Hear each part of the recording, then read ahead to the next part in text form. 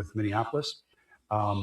There was a targeted ICE raid arrest of someone in that area, which, as is often the case when these occur, there is a gathering of people. They call them ICE observers. They call them constitutional observers. Some are just activists and demonstrators.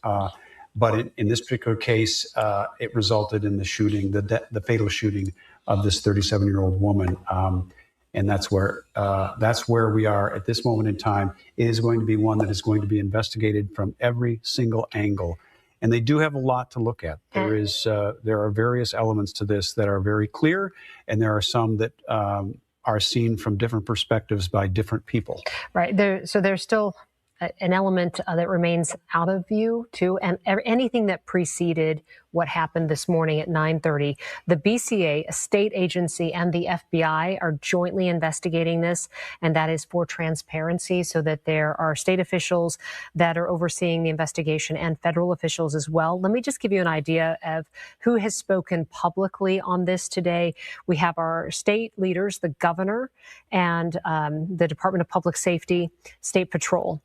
Because the governor is organizing an emergency operation in the event that there are protests and potential violence. The National Guard has a heads up in the event that they have to activate the National Guard tonight. And then there are State Patrol officers, approximately 85 of those who've been activated as sort of an emergency management command. And then they're using the Emergency Management Center as well to just stage and prepare, given that they know the volatility of a situation like this. Department of Homeland Security Secretary Kristi Noem, she also spoke, and she has spoken twice today. She was in Texas and flew to Minneapolis and addressed the public around 5:15 tonight, about 45 minutes ago, about her conclusion so far, the state of the investigation, and that her office feels that this was an act of domestic terrorism, somebody using their vehicle to put an officer in harm's way. So we are going to go over the legal part of this, public reaction, and what's happening now in just a moment. In the meantime, we're going to take a quick break. We'll see you at the top of the hour at 6 o'clock. So I stand corrected from our earlier reports. The name of the woman was not Ellen DeGeneres. I repeat, it was not Ellen DeGeneres that was shot. It was subsequently another lesbian. It was a different lesbian that was killed today. And it's not necessarily, you wouldn't say she was killed per se. It was more so she committed suicide. There's no place, there's no situation in this country where you are going to be expected to attack the brave men and women of our American law enforcement, no matter it's DHS, ICE, local police, federal agents, etc. There's no instance where you are going to attack one of them and expect to live and go home that night and have dinner. Tomorrow you wake up, you eat your cereal, you put on your clothes, you go to the mall, you go to the farmer's market, you go buy some scissors, being that they're lesbians. There's no instance where you're going to attack law enforcement and think life will go on for you as normal. This was a clear case of suicide by cop. There's no way that she thought that she was going to survive this. But you got to think about it. That lifestyle requires a certain level of nihilism, and a lot of those people are suicidal. This is normal. So she just wanted to go out with a bang and make a statement, which she did. But again, the initial reports was that it was a lesbian that was shot in the face. People thought it was Ellen DeGeneres or maybe Rosie O'Donnell. Neither were involved. So we're going to go ahead and make sure that the public knows those two people are still alive. This was a different lesbian. Now, we don't know how many lesbians were on the scene, but one did not make it. So there will be an extra opening at the lesbian club tonight. So if you're looking to get in for free on ladies' night, there won't be a line. So you don't have to worry about that tonight. If you're at a club in the Minneapolis area and you're looking to have a little fun, this is probably a good time to go. There will be less lesbians there. So that means you'll be able to get to the bar a little bit easier. Let's go ahead and look at some of these other reports. Let's see what they're saying. Joining us, a federal immigration officer has shot and killed a woman in Minneapolis. According to two federal sources, the victim has been identified as 37-year-old Renee Nicole Good, a U.S. citizen.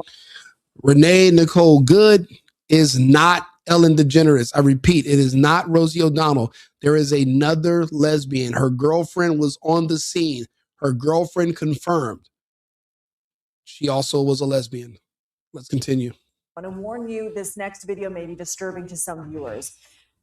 Descriptions of exactly what happened vary. You can see one of the vantage points on your screen here. Witnesses tell CBS Minnesota that federal agents were blocking that Honda Pilot, sort of a maroon color. The Minneapolis police chief says she was blocking the roadway. One agent tried opening the driver's side door, which was locked. You're going to see that moment right here.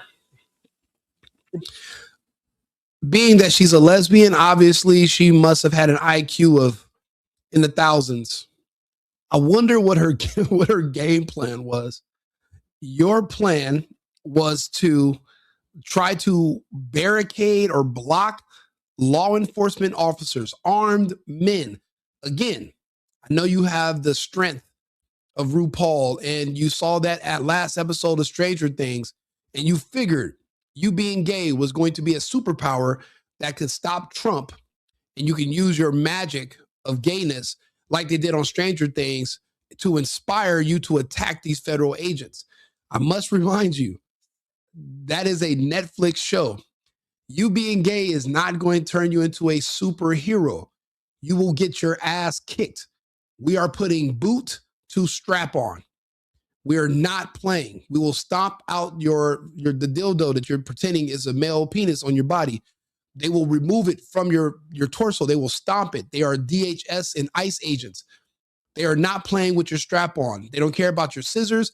They don't care about your knitted sweaters. They don't care about your septum, your colored hair. They don't care about your tattoo of Ellen DeGeneres. They don't care that you wear blazers with a tank top. They feel no qualms about it. You are still going to be treated the same way. People were asking me, Rico, did they take out Ellen DeGeneres today? And I'm telling you all right now, people, stop asking me. Ellen is alive. So is Rosie O'Donnell. There was only one lesbian left on earth, and that was this woman who was killed today. So now we're one lesbian down. There's two to go.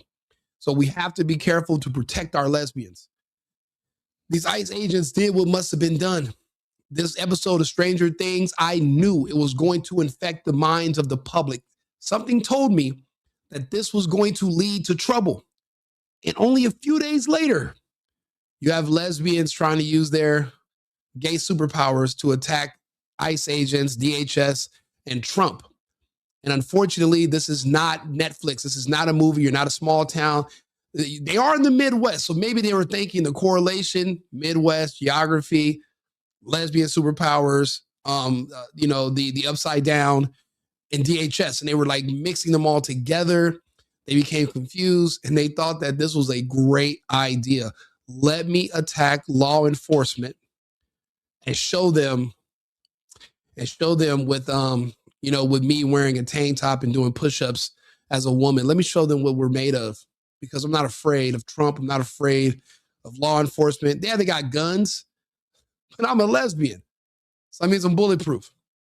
And that means I'm also accountability proof because I'm still a woman. Neither were true today. The laws of physics actually were obeyed. There was no, this person didn't fly away. They didn't do any Marvel tricks. They didn't jump out of the car and do like how you see like on the Avengers, like these women on elevators beating the hell out of men my size, flipping us over, punching us in the throat area, the chest, and disarming all of us. Had this been one of these movies, she would have got out the car, she would have did several somersaults, maybe one backflip, and just beat the shit out of all the ICE agents, right? But for some reason, this was the uncut version of that show. And literally, she did not do as well as she imagined she would. This is breaking news. Ellen DeGeneres is still alive. Ellen made it. But this girl's girlfriend is just letting us know that her girlfriend was killed. But she's also announcing to the world that she is now single and she is dating. That's our top news for the hour. There is a single lesbian woman in Minnesota that's looking for a replacement because her girlfriend was a deactivated superhero. Apparently, she could not activate her powers in time to finish her assault on ICE agents in DHS. I repeat, there is a single lesbian in Minnesota that will need comfort. Please, if you're available, reach out at your earliest convenience. These are some of the reports that are just coming in. Let's go ahead and get back to the video. This is breaking news. I'm talking breaking. There is a single lesbian right now that is lonely. We need assistance in Minnesota if you're available. If you know Tampon Tim, if you have extra tampons, we will need them right away. We're going to need you to go ahead and line up and go ahead and put those in a grab bag, and we will send a lesbian liaison to pick them up from you and to collect your phone number, your social media. And if you have a Hinge or some kind of dating profile, we will need that as well. Well, let's get back to the shooting. Driver then puts the car in reverse, then forward, and that's when shots were fired. At least 3 shots audibly in the video, killing the driver. That car then moves forward and hits some other cars on the side of the road. A Homeland Security Department spokesperson says the woman was deliberately trying to ram into the officers. Secretary Kristi Noem characterized her actions as an act of domestic terrorism. The shooting comes as the Trump administration launches its largest deployment yet of federal agents to the Twin Cities. And this is more proof of why women should leave all the ramming to the men. See, you guys trying to ram each other and you end up in situations like this. And you get your blazer peeled off, you know? It just doesn't work. You can't reinvent the wheel. Leave the ramming to the guys. Let us get our ram on. As a woman, you can be the receiver, but you're not doing the ramming. It just doesn't work. It doesn't work out. I'm sorry. It's just, you're not going to get the results. They're not going to be favorable, at least. Around 2,000 agents were sent there as part of an immigration crackdown and investigation into alleged fraud.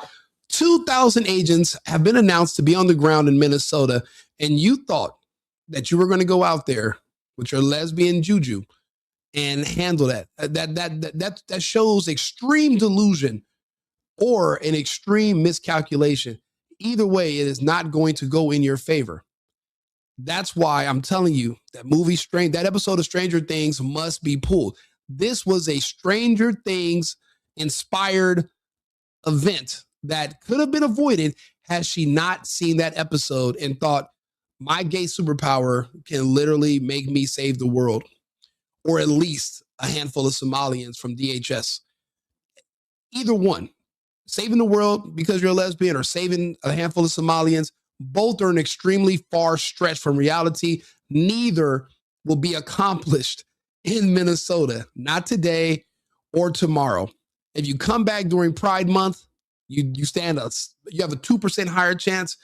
But even then, I'm not thinking DHS or ICE is going to play with you. Again, they are removing the strap-ons from your purses that you guys are pretending are your members, and they are stomping them out in broad daylight. They will melt those things. They will burn them. They're not going to do you any good in this fight against law enforcement. That's why I said this was obviously suicide by cop. She knew that there was no surviving this and then heading to the lesbian bar tonight where there's a gay bouncer that's a woman. You're not going to make it. You're not going to be on time. She knew. She had to know there's 2,000 agents in town. If I try to fight them, I might want to clear my schedule for the next 50 to 100 years. You're not making it to any events. If you have plans to see a movie or go to a show or go to some kind of a play or to go to Drag Queen Story Hour, if you had any of those plans coming up, you might want to clear your schedule, sell your tickets ahead of time, because I don't think you're going to make it, Miss Lesbian. Earlier during an event in Texas, Secretary Noem spoke about the shooting. An officer of ours acted quickly and defensively shot to protect himself and the people around him. And my understanding is that she was hit and is deceased. Local officials are disputing those claims. Secretary Noem is expected to speak shortly from Minneapolis about the incident. We will monitor that and bring you updates when it happens. I don't know how they can dispute that incident. Let's talk to my co-host, Arthur, and see what he has to say about this. Now, Arthur, there was a shooting of a lesbian in Minnesota today. What is the excuse that they're using to justify the actions of the lesbian while demonizing law enforcement? What are they saying on the ground right now in Minnesota, Arthur? Certainly, in a formal and structured context, what we can say is that the narrative on the ground in Minnesota is indeed contested. Law enforcement and federal authorities are framing the incident as a situation where the individual's actions escalated into a fatal confrontation, and they are justifying their own response on the basis of self-defense and public safety. On the other hand, certain local officials and advocates are pushing a counter-narrative, suggesting that law enforcement is being demonized or that the individual was being portrayed in a way to shift blame. Essentially, the discourse revolves around whether this was a justified law enforcement action or an excessive use of force, and that tension is what's being discussed on the ground. Now, I watched the video. I don't understand how it can be contested. Do you see anything that's being typed that is basically what excuses are they giving for her actions today?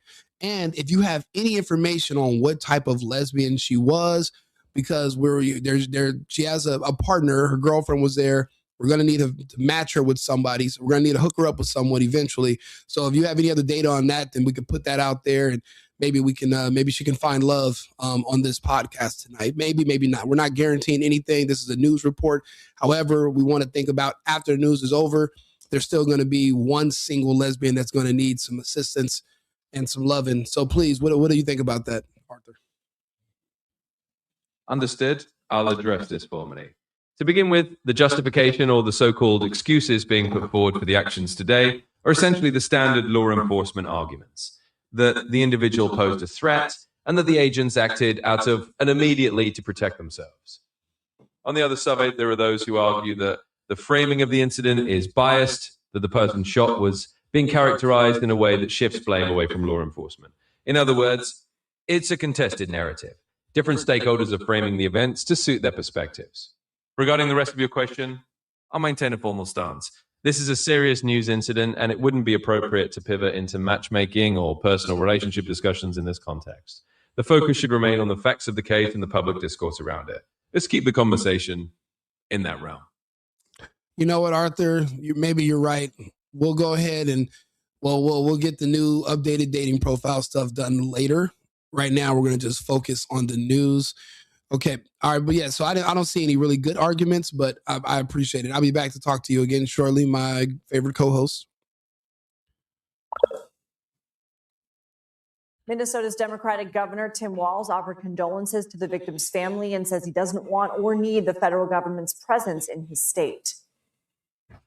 We've been warning for weeks that the Trump administration's dangerous, sensationalized operations are a threat to our public safety, that someone was going to get hurt. What we're seeing is the consequences of governance designed to generate fear. I'm sorry, but when the fuck did Bernie Sanders become the governor of Minnesota?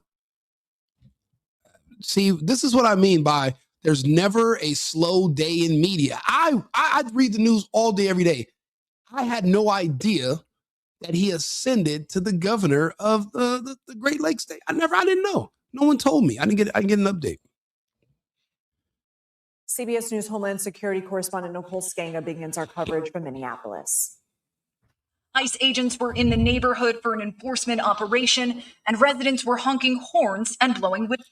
This should be a lesson to those who hate Trump, those who hate our law enforcement, and those who wish to prevent us from doing our job to make our country safe and great again by removing illegals or people who commit crimes and fraud from Minnesota, etc. You can get it too. That's the message. The message is you don't just have to sit on the internet and talk shit about Trump all day, right? You have the option to go and fight him. You're brave, right? You're not afraid of Trump. Go fight him. Now, you don't even have to fly to Nigeria. You don't got to fly to Venezuela. You can to go fight Trump. But say you don't have a passport and you want to do it domestically, fly to Minnesota and go get busy. Go show Trump how much you hate him, how much you hate the orange man, Go tell these agents, go give them a piece of your mind. Go out there. Now you see, now this woman right here, she hated Trump. She wanted to fight Trump. And guess what? She handled her candle, right? She was about it. She was about that. She was about that life. You too can do the same thing. If you hate Trump so much, and you hate conservatives, and you hate people that want to stop child mutilation, and you hate people that want to deport pedophiles and fraudsters, buy a ticket or get on a train, get on a bus, go to Minneapolis and run up. Go run up and get done up, just like this lady did. Just like her. And guess what? We don't care about gender. We don't care about ideology. We don't care about your sexuality. We don't care about your race. We don't care about any of that. Anybody can get it. We are equal opportunity when it comes to the smoke. Because we're Americans, obviously. So we believe in equal rights, but we also believe in equal lefts. We are not fucking around, but you can fuck around and find out. You don't have to stay in my comments and be upset. Go pack a bag, head over to Minneapolis, set up shop, get busy. Go show Trump what you're made of. You can probably make the difference, right? Go show Trump how much you hate what he's doing and how much you hate him being your president. Go do something about it. This is your chance. You know, people always want to compare him to Hitler.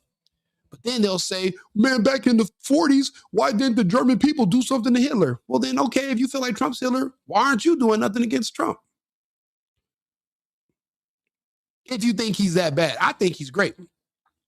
But if you hate what's happening and what he's doing, then go show him what you're made of. See, I'm from California, right? I've seen the results of the immigration crackdown. My people are Californians. We're back to work. Our rents are going down. That's enough for me. There's a lot of other benefits, but I don't really give too much of a shit about that. I care about the money aspect of it. We have more money now because we are back to work. They got rid of all the illegals that had driver's licenses driving big rigs. That put most men I know back to work. A lot of us was in the trucking industry at one time, been out of work for the past year and a half, 2 years. Now, my friends are being offered triple and they're all back on the road. I know people that used to buy multiple big rigs. All of them could not compete with illegals that were driving on the road as well for contracts. Now that the illegals are gone, my friends and all their trucks and everyone's back to work. There's less gang violence because people are back to work. The rents are going down, so people can't afford to live. It's getting better. And guess what? All we had to do was get rid of the illegal fucking immigrants that were creating a false housing bubble and a deflated employment of job opportunity numbers because, well, all these companies were hiring people that they could pay for half the price under the table with no benefits. Now those workers are gone. You have no choice but to hire American. What are you going to do? Shut down? You're a little too greedy for that. You'll take something that's better than nothing. So being that I've seen the results, I'm 100% behind Trump, our ICE agents, DHS, the federal government. Now, especially that is back under control of Trump.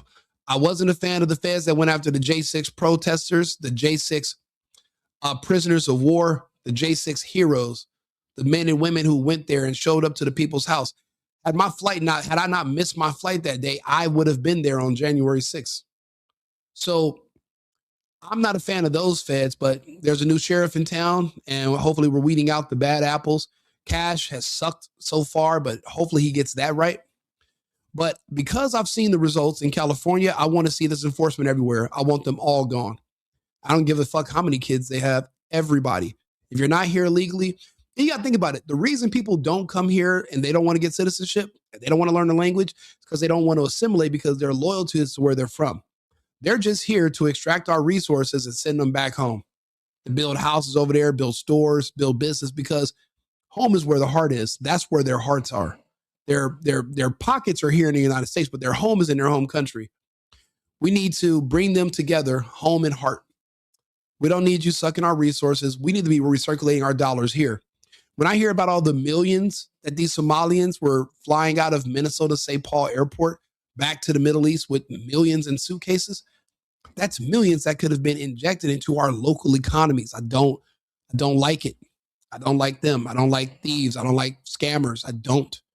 You can't expect me to. I do like what Trump is doing in Venezuela. The Venezuelan people like what he's doing in Venezuela.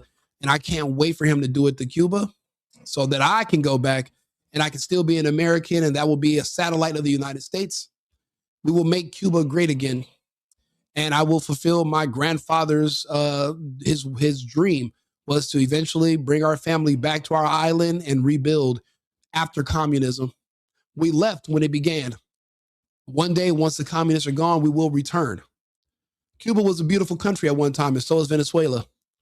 Matter of fact, so was California before you let these fucking idiot liberals and Democrats, and unfortunately a lot of gays and blacks, before we let them destroy our home, these were beautiful places. Trust me. Why do you think everybody in Cuba is black that looks like me, but everybody in Florida looks like my mom? There's a reason you use certain people when you want to destroy places. They did it in Cuba. They're trying to do it here in the United States. Why do you think it's always blacks or gays that hate Trump? If you're not black in my thread talking bad about Trump, you're gay. When you see people that are not black, but they hate Trump, they're gays. That's how it goes. If the pattern is stable, it's consistent. So I can make these observations and I can talk about them and I can clearly explain them, which is why I'm here. I'm here to defend ICE, our administration, our actions. A lot of people thought, oh my God, ICE killed Ellen DeGeneres today. They did not. This was a different lesbian. People are confusing. I'm like, oh my God, Ellen or Rosie. And I'm like, there's more lesbians than just those two. You have to understand that. There's plenty of lesbians to go around. There's lots of scissors everywhere, okay? You got to be careful when you walk around scissors. But these scissors right here tried to cut the police line, and the scissors were dull, and it did not work. So Missiles. There was a red SUV parked right in front of our house. Aiden and Grace Perzana say they saw the entire scene from their home and that several officers surrounded the SUV. A third person. Yes, it was a gay that caused a problem today that tried to run over law enforcement.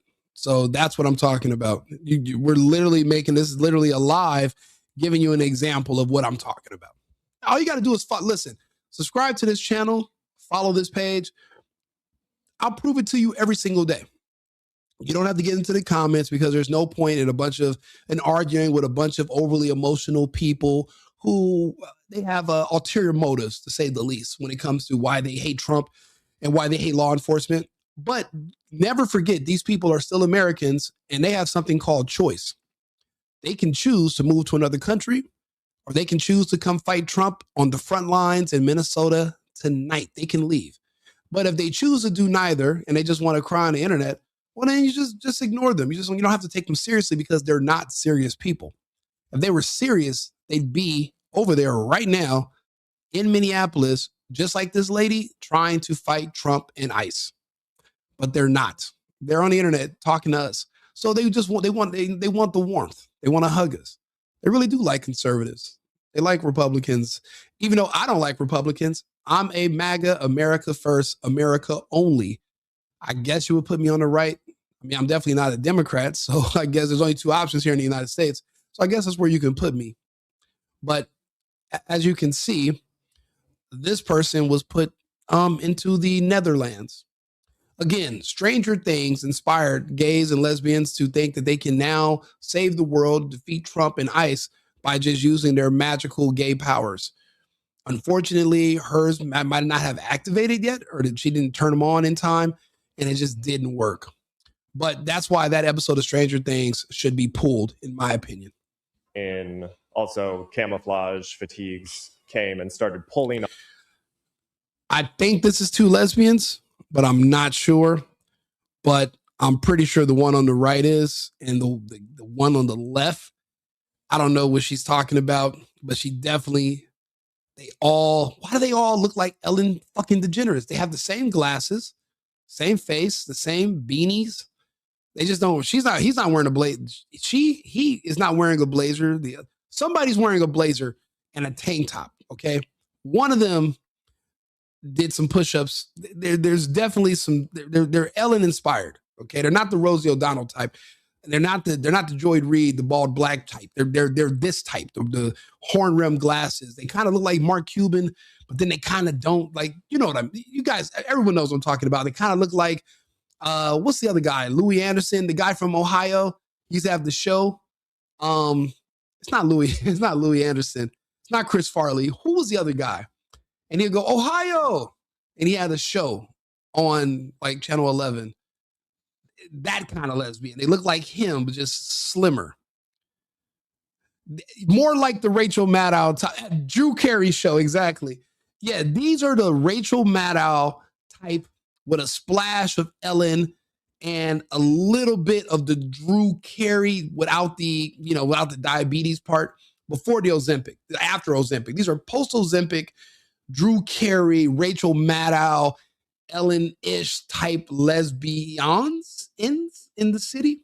So this is where we are in Minneapolis. And this is the hybrid of people we're dealing with. And they're there to fight Trump. So you should join them on the front lines if you really hate us. If you really hate us, come on. We got something for you too. Come one, come all. Bring your best blazer. Bring your bring your best blazers and your yard gloves, and your kitten mittens. Bring all that shit. Come one lesbian, come all. We have something for everybody. All lesbians of all types and shapes. We have stuff for you too. Probably I'll give you a grab bag.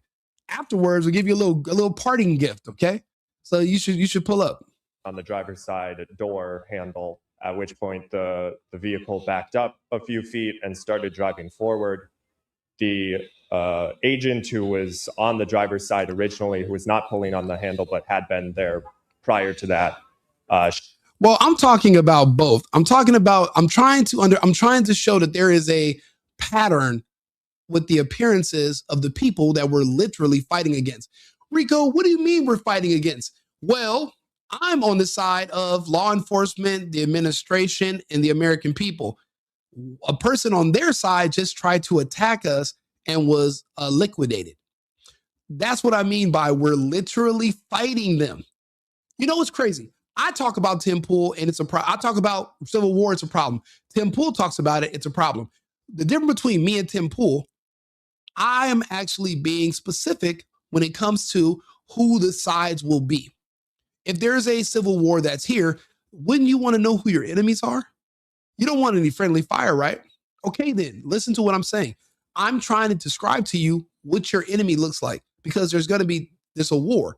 There's your side, and then there's the opposing side that you're fighting. Don't you want to know who's who? I do. You don't want to accidentally shoot your friends or shoot somebody, but you want to be prepared to fight against the right people. So that's why I'm having these conversations, because you need to know what patterns of appearance, and because unless these people advertise who they are, you're not going to know.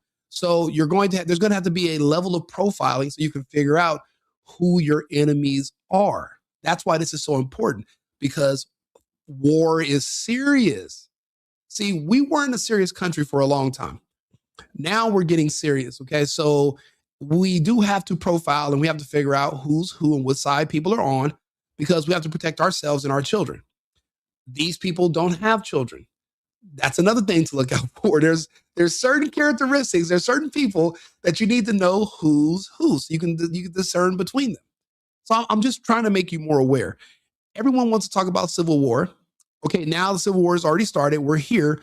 Don't you need to know who's on which side? Okay, then. So this is educational. This is like going to school right now. I'm actually trying my best to teach you guys and have these conversations with you so that you don't get caught off guard and you're like, oh my God, I didn't know. You need to know everything. You don't want to end up in the wrong place at the wrong time and just wandering around like, oh, I had no idea I was in the middle of a battle. Yes, you're in the middle. So I'm helping you figure out which side and where you need to be. I want to keep you alive. I want you to be here for when we win. I want you on this side. I don't want you like this lady that tried to attract law enforcement. And she came out here and she thought she was an Avenger. She thought she was the chick from the Avenger that jumps on elevators and she grabs big ass guys by their arm and she spins and flips them over and fucking beats their throat to death and kills all these dudes and with her bare hands. She thought she was going to do that. It just didn't go that way. So because of that, there's crime scene tape. So that's why I'm just trying to help you avoid being in the crime scene tape. I want you to come to your senses, okay? All that Stranger Things, being gay, superpower, Avengers, women, lesbian women, kicking all types of ass up and down the streets of Minneapolis, taking the guns from men and dismantling the guns and taking the bullets and throwing them, and all that shit's make-believe. It's movie magic. It's fake.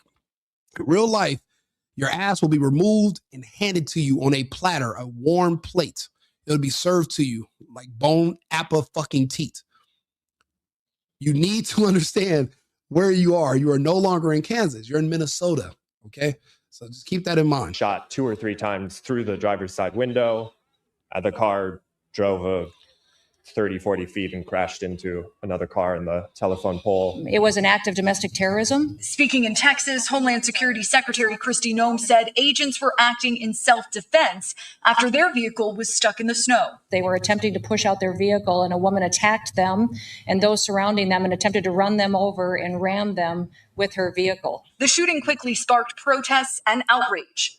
Just this week, the Trump administration launched its biggest crackdown on illegal immigration, sending about 2,000 agents into the Twin Cities. Minneapolis Mayor Jacob Fry. What they are doing is not... No fucking way this genius tried to stop the police by pulling out a fucking umbrella. Did this rocket scientist, did this engineer... Did he deploy a fucking umbrella? Hey, listen, if he was watching my lives, he would have understood the gravity of what I'm saying, and he wouldn't have even shown up. And especially when it's shown up and thought he was going to deploy his magical gay umbrella to stop the fucking ice age. But you're mad at me in the comments because I'm literally pointing out the obvious. It doesn't make any sense. Like, why mad at me? I'm just the guy. I'm just talking about what I'm seeing. I'm reporting it to, I'm talking to you. Why be mad at me? I didn't give him, I didn't sell him that umbrella. Be mad at the store. Be mad at Burlington Coat Factory. I'm sure they sold him that fucking umbrella. I didn't sell it to him and tell him, hey, this is what you need in case you want to fight ICE and DHS. Deploy this umbrella and save the day. I gave him no such advice. I advised him against it. But that's the thing. He didn't subscribe to my channel. He didn't like the video. So guess what he did? He put out an umbrella. But you did. You liked my channel. You subscribed to it. You donated to the Cash App. So you're not going to use the umbrella. You're going to know better now. See, I'm saving you. You don't want to be this guy wearing a mask, deploying an umbrella while getting boot put to ass. You don't want to be him, okay? You want to be applying boot to ass. You don't want your ass getting the boot applied to it, the application pressed upon your subtle cheeks. You don't want that. You want to be on my side. You want to join me. Ignore the comments, okay? They're disgruntled people. They don't really want nothing. They don't want none. That's why they're not in Minnesota right now fighting Trump. These people wouldn't fight sleep. If these people got tired right now, they'd lay down and go to bed. They're not staying awake, bro. They're not fighting nothing. This lady today got a little out of line. She was a little ballsy because she didn't realize those balls were CGI and she doesn't really have balls. But she saw, ChatGPT told her she could probably have testicles and they're just invisible. She believed the chat. You can't trust everything. I like the AI, but you can't trust the AI about everything. There's some things you're going to just have to take my word on it. My word is, as a woman, you really don't have those types of balls, but you thought you had the balls weren't there, and now you're in a box. Instead of going to a box made of metal, you're in a box of pine. You're still boxed up though, nonetheless. So subscribe to my channel, like the video, and go to my other videos too. I have tons of content. I do lots of videos every day about different topics. A lot of it's controversial. If you think this live is bad, trust me, it gets worse. Sending about 2,000 agents into the Twin Cities. Minneapolis Mayor Jacob Fry. What they are doing is not to provide safety in America. What they are doing is causing chaos and distrust. He demanded ICE leave the city and urged residents to remain calm. Nicole Skanga, CBS News, Minneapolis. CBS News legal reporter Katrina Coffin joins us now. Obviously, Katrina, social media. Thank you, Jim. You know, the thing is this, I try to make a lot of jokes because this shit's funny, right? It's funny to people like me because I'm serious and I'm a man. And when you see non-serious, non-men trying to attack serious men like myself, it's hilarious and it's adorable. You just want to kiss these people on their foreheads. I mean, think about it. Me and this guy that deployed his umbrella, do you know where I would shove that umbrella? But see, I wouldn't because he'd probably like that. He is in Minnesota. He like waltz. So that'd make him happy. So never mind. I'd just break the umbrella and throw it in the trash. I wouldn't use it to make him happy. He'd think he was at a party. And we're not having that kind of party in Minnesota, okay? We're not doing that. We're banning those type of parties now.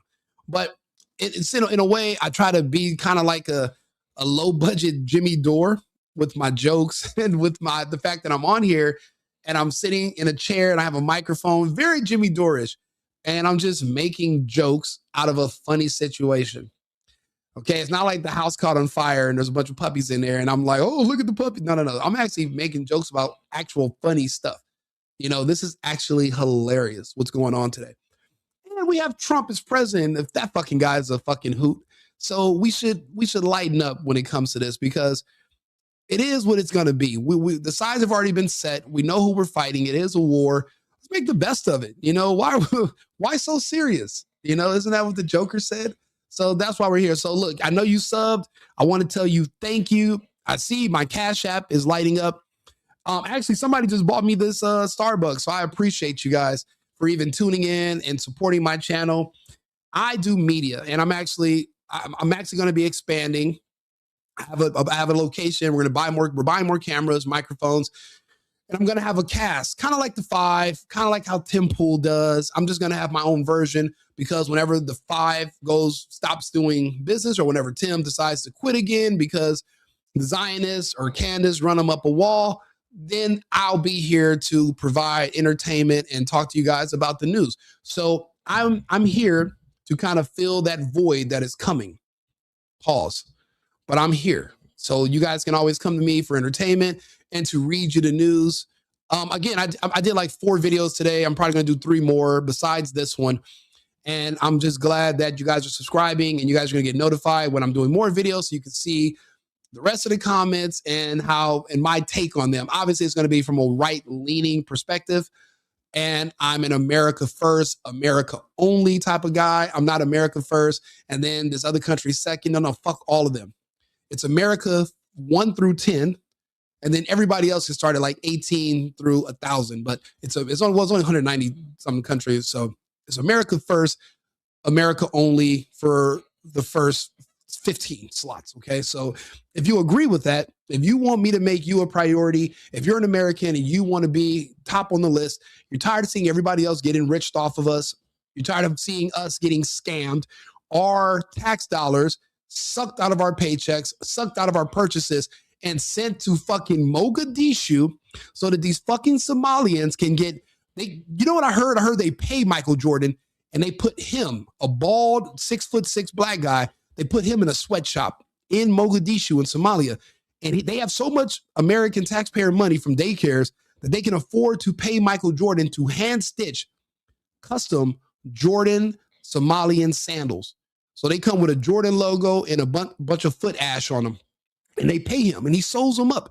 That's how much fucking taxpayer money from Minnesota they have in Somalia. They can pay Jordan to work in a sweatshop and handcraft Michael Jordan hand-stitched Somalian sandals. That's too much balling for me. That's just way too rich. So because I'm tired of that, I make these videos and I talk. So please support the movement. You're saying I'm lying, but I'm telling you, Michael Jordan is in Somalia twice a week, hand stitching open-toe sandals for Somalians and for various miscellaneous types of Africans. You just don't know it because they have too much money for you. See, that's what I'm telling you. It's all the fraud money. See,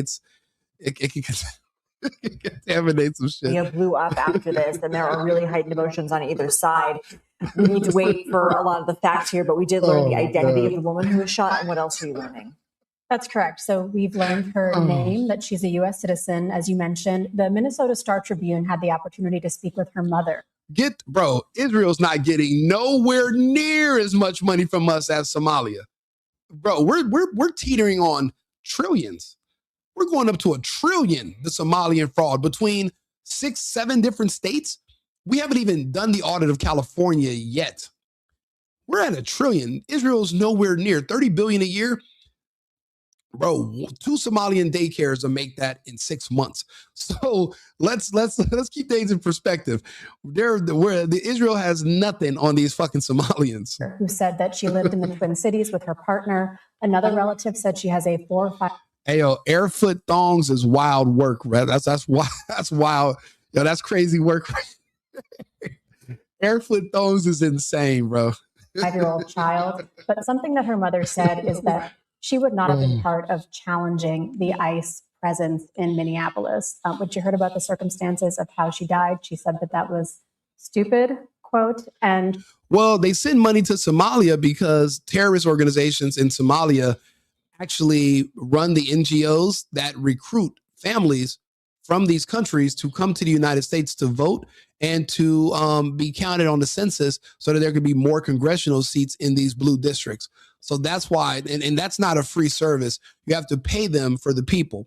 So that's why when they get here, they get on welfare and they're getting a stipend every month. But the only thing they have to rule, the only rule there is, you cannot be in contact with the locals, because the local Americans will find out you're being paid to be an American while they're actually paying to be Americans, then it's going to blow up your whole scam. That's why our communities, our immigrant communities, are always very tight-knit and they're closed to outsiders because, well, we're here on a mission. We were sent here. We didn't just wake up one day and say, you know what, my friend, America, the land of opportunity. I want to go to the bed. No.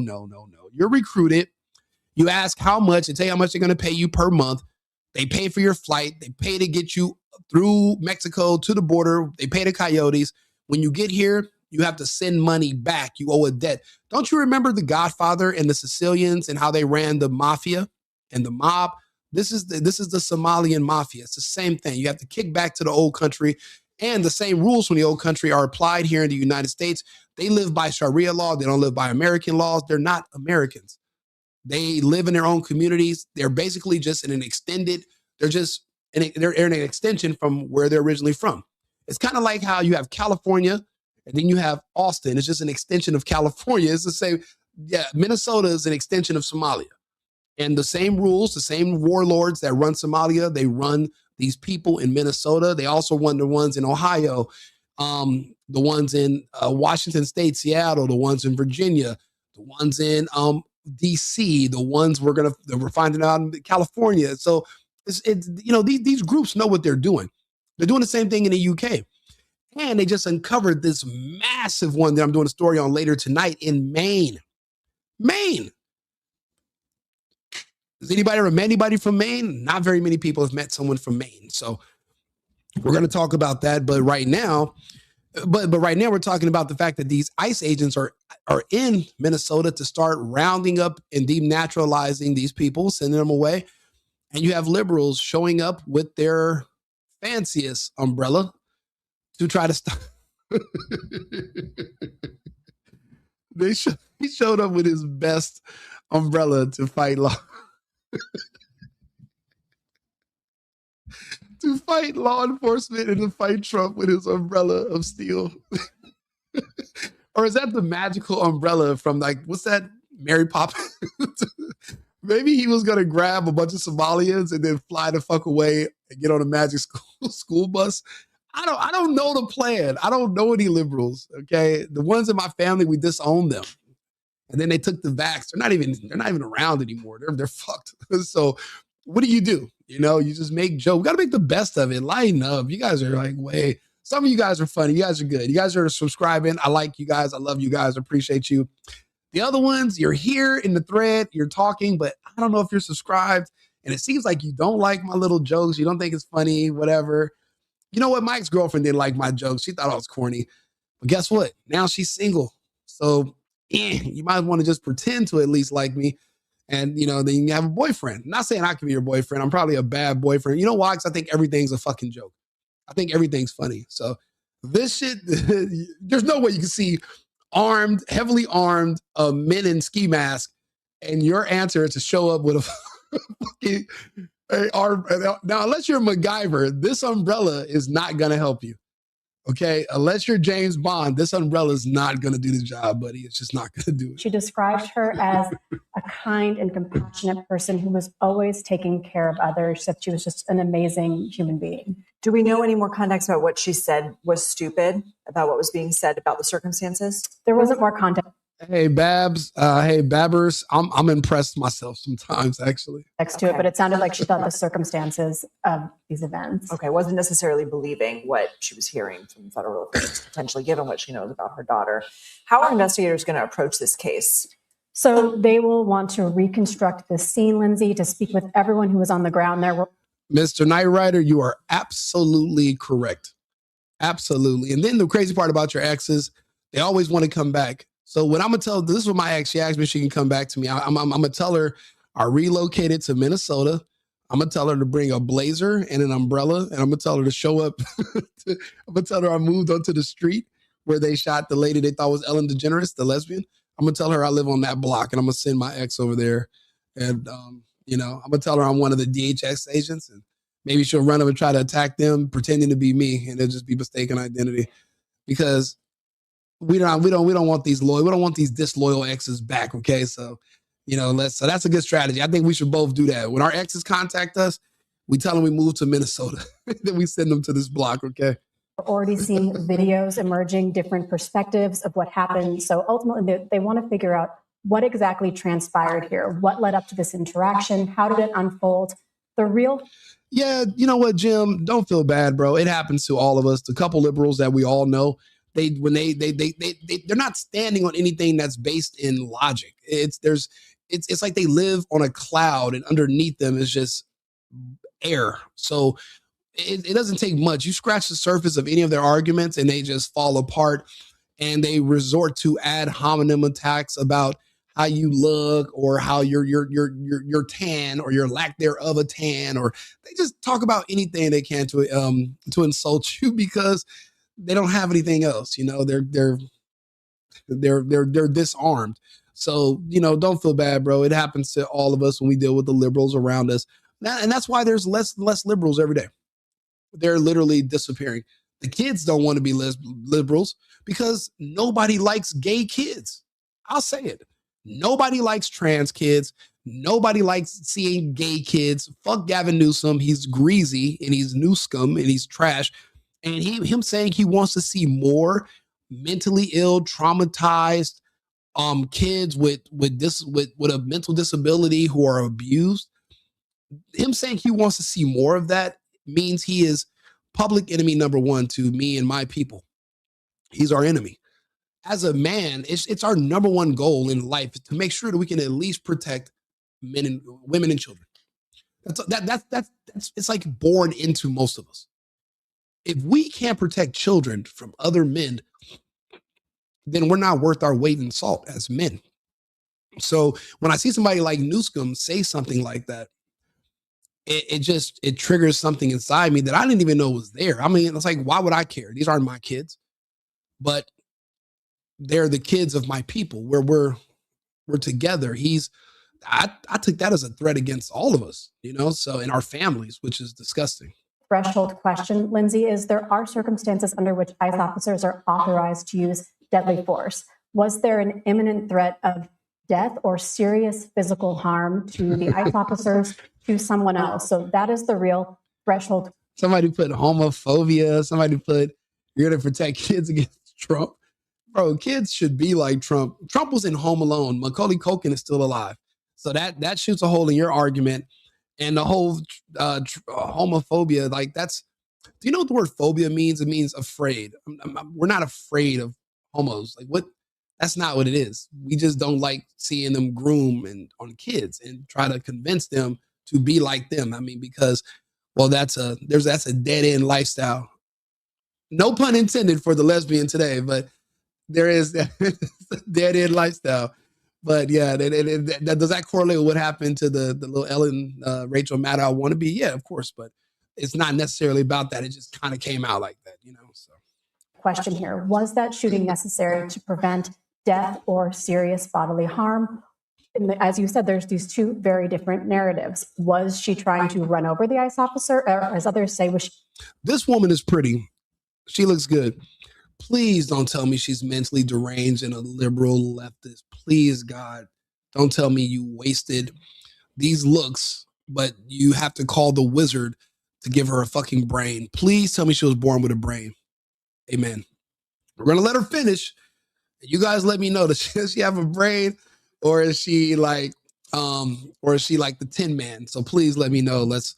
I'm scared to press play because she's so fucking pretty that I'm like, I don't want to be disappointed. I kind of just want to leave it right here, Let's just, let's just leave on a high note. Let's go play some Fortnite or something, because right now it could go either way with her, with whatever she's about to say next. And I'm just like, please, God, don't let her be another beautiful idiot. Please don't. I'm scared. Like Jasmine Crockett, I think looks good, but she's another beautiful fucking moron. And it's like so many of these women don't even, they're disqualified from ever being married. They can't have kids and have a husband because they're fucked up mentally. This woman, I hope she's not a Crockett. Hope she's not a blonde hair, blue eyed Jasmine Crockett. Please, bro. I don't know. What are we wagering here? Are we gonna bet? What's that app that everybody tries to get you to? They try to sell you on downloading it when they're doing commercials, because they haven't sponsored me. I have a sponsor that's a co-signing company and a food restaurant social media company, but I don't have any of the sports betting companies. But I would say let's put on a wager right now that would see which way this woman's going to go. Is she going to be a conservative, normal human with a brain, or is she going to be a brainless idiot that we need to go see the wizard right away before she gets any older? I don't know. Yeah. I don't know which way she's going to go. I don't. Because Oz never did anything to the Tin Man that he didn't already have.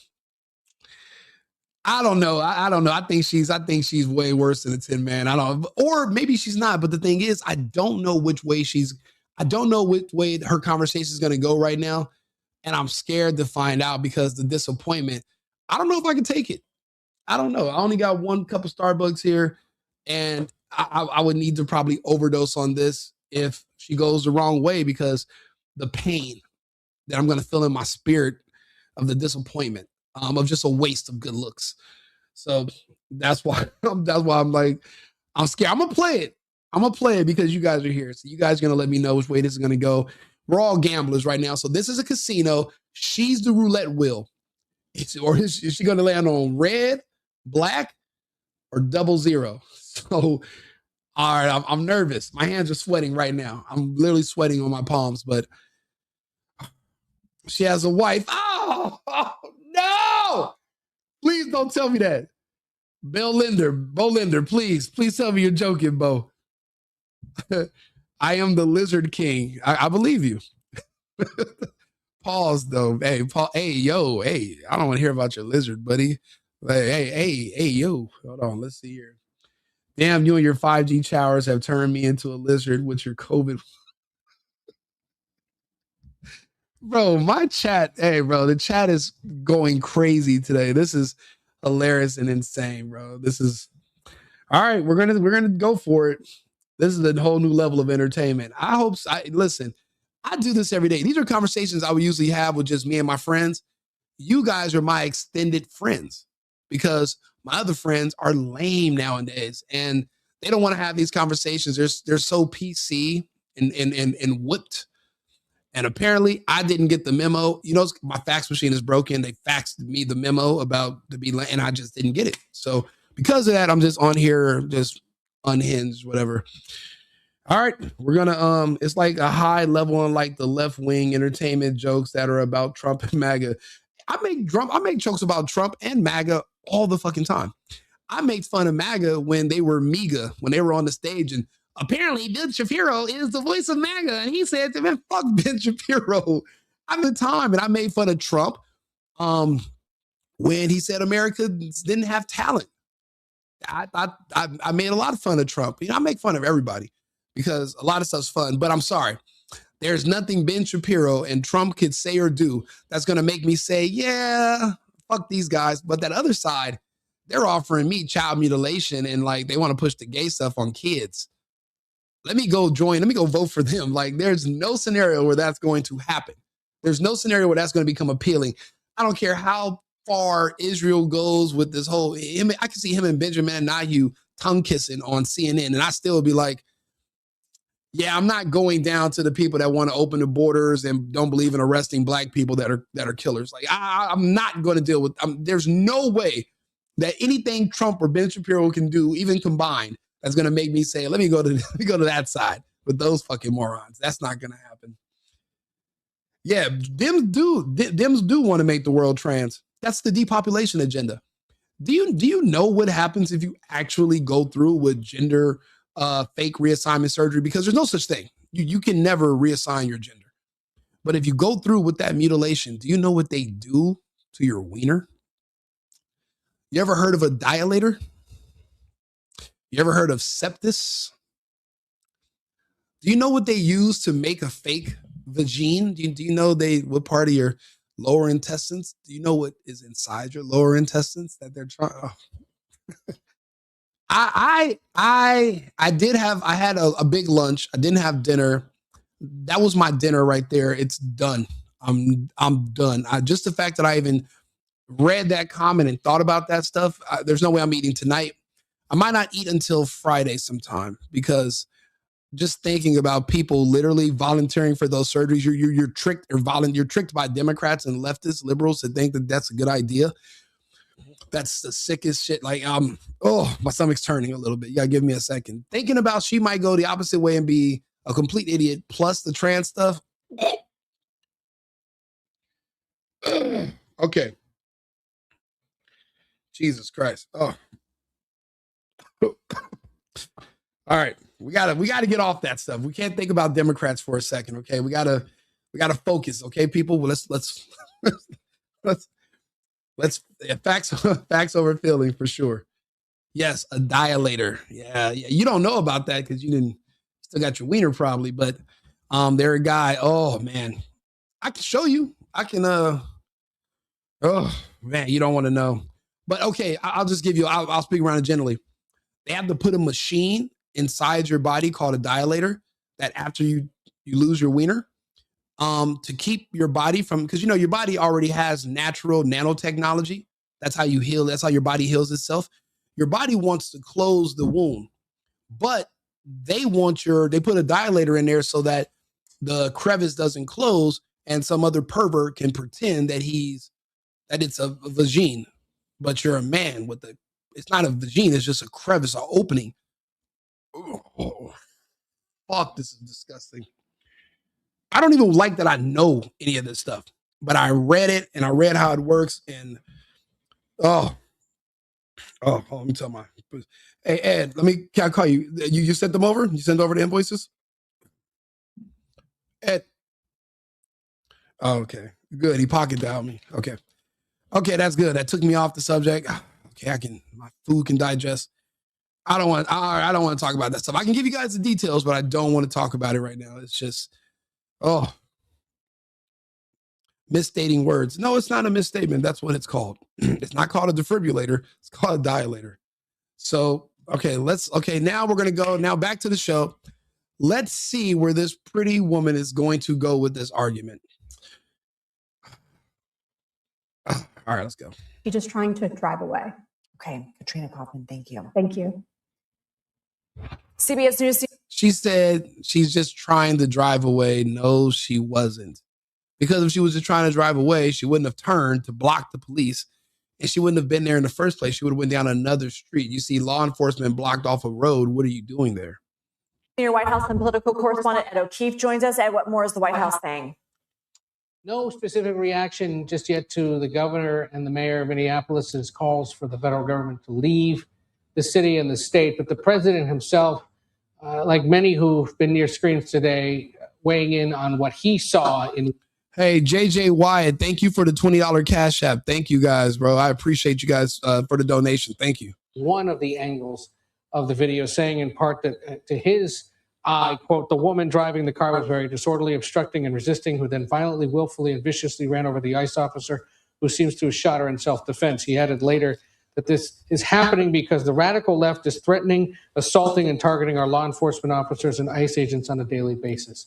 Tiffany, thank you for the $5 Cash App. Thank you so much. I appreciate you guys donating to the media organization. I'm going to do my best to make you guys proud over the next coming years. So thank you guys for being here, and stay tuned. I have way more coming up. So nothing else so far, at least from the president, but the fact that the Homeland Security. And if it was the Ellen DeGeneres jokes that earned that $5, I will do these every fucking afternoon. I promise. Security Secretary has rushed from Texas to Minnesota as quickly as she did after being there on Monday, in part to speak with our own Nicole Skanga, is a sign that at least her department is taking this pretty seriously and that she felt compelled to be there to reiterate what the administration. Well, they're absolutely at fault. They're absolutely at fault. Since when can you protest against law enforcement arresting criminals? I didn't know that was a thing, but it's crazy. If you're an American and you're black, or you're an American and you're white and you get arrested, there's no protest. But when it comes to applying our same laws that the rest of America has to live under, when it comes to applying them to illegals or immigrants that live in our country, well, now you want to protest? I don't like double standards. And you want to put these people above me. You think they're better than me. You think that they should be treated differently than me. That's not the case. We will all be treated the same under the color of law, regardless of your status. And you will obey and follow the same laws that apply to me and my family as well. You're not above me. You're not better than me. You are here at the mercy of me and my people. We were lenient. We were empathetic. We let you come here because you told us you were in dire straits. You didn't tell us you were coming here to scam us. And because you fucked us, you have to go. Okay, you have to get the hell out of here. And you can take Ellen and that umbrella with you. Has always said that the ICE agents deserve to be able to carry out their work and that the general public should respect their work and follow the instructions of law enforcement if and when they're given. I want to play some of what Governor Walz said earlier today. I've reached out to Secretary of Homeland Security Kristi Noem, and I'm waiting to hear back. Let me be clear. Donald Trump and his administration may not care much about Minnesota. That's been pretty evident, but we love this state. Now, that was 2.5 hours ago, mind you, so we don't know if he did get a call back, but typically what kind of communication would a governor and the administration typically have following an event like this? Whenever there are instances of violence or a natural disaster or something. Please don't get me started on fucking Whoopi. Bro, these people, De Niro, I used to love De Niro. These people just let us all down. Like, they just literally turned on everything, and I don't understand it. Even De Niro now has like weird trans kids, and he has to feel a little bit of shame. He has to feel some blame for that. But don't get me wrong, the Hollywood types, their kids always turn out screwed up. You know, money is not the cure to everything. If anything, money is a poison for, children, especially a boy. You can't just give boys everything they want. We require a struggle. A growing man needs an edge. You can't just give everything to a boy and think he's going to grow and be normal and fine. No. We require a struggle. We require things can't be perfect. Iron sharpens iron. So you get a lot of those results from the Hollywood types. And when you look at their kids, you can see what happens when you just try to throw money instead of, you're not there to teach and to raise and to groom your children into being like you. They don't even have they don't have a work ethic because your parents are always supporting you. And my parents weren't perfect by far, but I had to work, and everybody should, that comes with being responsible. Working comes with freedom, the freedom to work. When people like me, when my family came to the United States, we didn't come here for the freedom to get on welfare. We came here for the freedom to be able to work as much as we want. Now, on the other side in the United States, you can work as little as you want. You can be homeless if you want to. But some of us came here for a reason. We have a purpose. We wanted to outwork others. We wanted to outsmart others. We wanted to build and take care of our families ourselves. And in our home countries, we don't have that option. That's why the United States is the greatest country on earth. It's one of the last countries on earth. It's one of the last bastions of freedom. Primarily because of our First and our Second Amendments. So we have to be grateful for those at all times and keep that in perspective. But that's what makes America unique. And that's what makes a lot of us want to be here. So we must protect it. We must be willing to die protecting it, because, well, where else are we going to go if this fails? You got to think about it. That has a federal component to it. In this case, it was a federal officer killing someone and then causing a disturbance. Someone at in the White House would conceivably call to check in with the mayor or the governor or both and just sort of say, what do you need? Or what do you think, what can we do to make sure this situation? I've been trying to read your comments. It's just that it's been moving quickly. So sorry about that. My home country is Cuba. So I'm extremely excited about the fact that belt will be put to ass of the communists finally. And Trump's already given everybody a heads up. He put Colombia on notice, right? He put Mexico on notice. And la gente pa mío de Cuba, they're on notice as well. It is what it is. They're in our hemisphere. This is our backyard from Greenland to Argentina. This is our hemisphere. This is our backyard. This is all we're going to have to sure up. We're not going to be in the South Pacific. We're not going to be focused on Europe. We're not going to be focused on all these other miscellaneous places. We're going to just be focused on the Americas. The Canadians are going to have to join us. They don't have a choice. They can't afford to not join us. They're going to have to take this statehood, and they're going to have to be happy with it. And this is, you will not be a foreign superpower setting up shop, building ports, or taking our resources to your part of the world. That's out, which is why we got rid of the dictator in Venezuela and we're running their country now, because we fucking said so. You don't have to explain things when you're the one in power, when you're the one with the muscle. The explaining is a nicety that we don't necessarily owe you. And we've seen what happens the last 50 years in the United States. We've been humoring these liberals, and we've been being nice and playing nice. And where did it get us? We no longer have the right to vote because illegals now neutralize our votes. And we've had our border open, and we have terrorists and people from all over the world. We have no idea who they are within our country. We've let our guard down by trusting these liberals that we will never go back to that. We see the results. We don't like them. Everything under Trump's getting better. Prices are going down. Crime is going down. The largest drop in violent crime in history this year. And we didn't even have a hurricane the last hurricane season. If that's not God telling us that Trump's on the right track, then I don't know what is. Because that's a big deal. Especially I live in Houston, and every year there's a hurricane and a flood, or New Orleans and there's a flood, or Florida, there's a flood. We had an entire season, no hurricane. Remember the one that hit Asheville? I remember donating money. I was heartbroken. Remember Biden didn't even send FEMA? That geriatric piece of shit scammer himself, that bum. And remember, people made excuses for it. We wouldn't even send help to Americans because they felt that, well, they must be white, so they must support Trump. So we're not going to send assistance there. We're never going back to that. Those days are over. And if you don't like what I'm saying, pull up to Minnesota and come fight us about it. You have your, everybody has their time to shine. It could be yours. Come make yourself a star. You want to be on the news? Come to Minnesota. Pull up.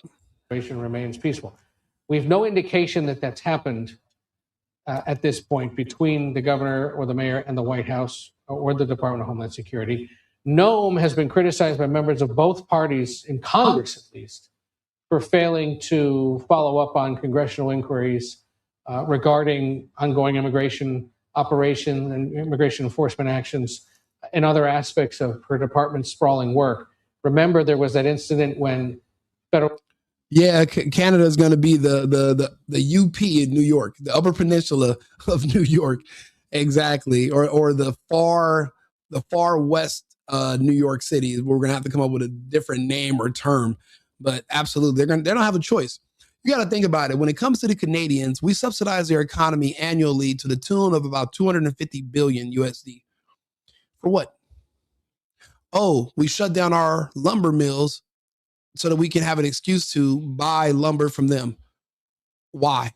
We don't need to buy rubber from them. We don't need to buy lumber. We don't need to buy maple fucking syrup. We don't need to buy anything from the Canadians. But we're their largest and only trading partner. And they have the nerve to let Doug Ford get on a fucking mic and disrespect the United States and our president. That's out. That's over. We're not allowing that. You will respect us. You will be grateful and you will say, thank you, sir, for our generosity. And if you don't, we'll remove our generosity and we'll let you figure it out. Now the Canadian people are turning against Calgary and they're saying, hey, they're turning against Ottawa and they're saying, we want to leave the Canadians and we want to start our own country and then we want to become a part of the United States. The referendums have already been passed. This is already happening, whether you believe it or not. I remember 8-9 months ago, me doing videos when when the ticker used to say 0. Now I'm on 8 platforms right now. These videos are doing well over 1,000 people. My video the other day did 23,000 live. So I remember doing these videos when nobody was here and I was speaking the exact same way, but I'm still new, but I was really new back then. And I was explaining to people what's going on with Canada and why they're going to have to become our 51st state. And people laughed. They thought it was funny. And I was explaining to them that for us to keep subsidizing our economy, or subsidizing Canada and giving them money, they're going to just have to become one of our states, like a poor state, like Arkansas or some flyover state, that we give money to every year. And that's why we shut down USAID. We're not giving money to the whole world anymore for their gender studies classes, for underwater sea frogs and all these weird ass fucking NGO projects.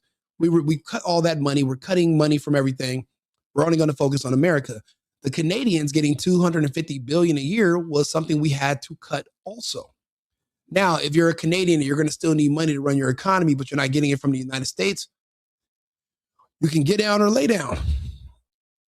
So they decided to get down. So there's Saskatchewan, and then there's also Alberta. So the people of Regina and the people of Edmonton have spoken. They want to be a part of the United States. Toronto, and the other parts of Canada, all the way to Montreal, etc. They seem like they're on the fence. That's fine. But a hard head will make a soft ass, and they will beg to be a part of the United States. And what we're going to tell them is, you really want to be a part of the United States, vote out all your leaders. Replace them with people that are America first and that want to be a part of the United States, and we'll consider it. And that's the path that we're on now. They will appreciate their American citizenship. Also, they'll be able to have arms so they can protect themselves. The current leadership in Canada did a report that said, if you're ever faced with a home invasion crime, we need you to run out of your house. You have the duty to retreat. That's what the policy is in Canada. Where in Florida, for example, the policy is you're going to walk in, but you're going to leave in a cup.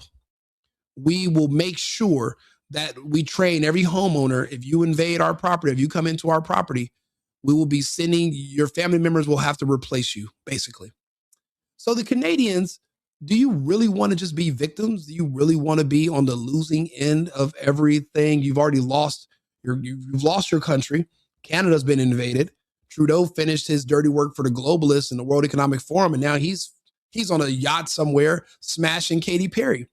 But you're still in Canada, and there's a bunch of Somalians in fucking Thunder Bay that are just beating the dog shit out of you and taking and robbing you guys. You guys, don't you want better? Don't you want to be able to defend yourselves?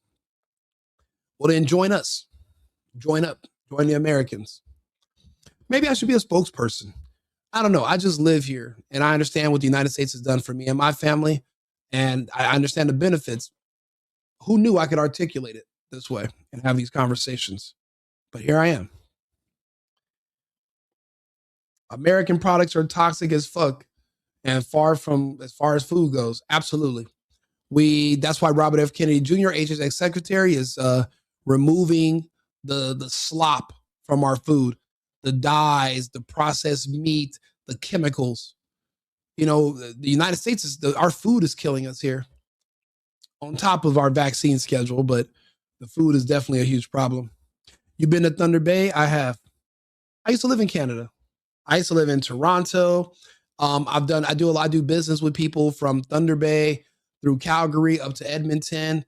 I've been to Vancouver once, really pretty place. Lots of Chinese.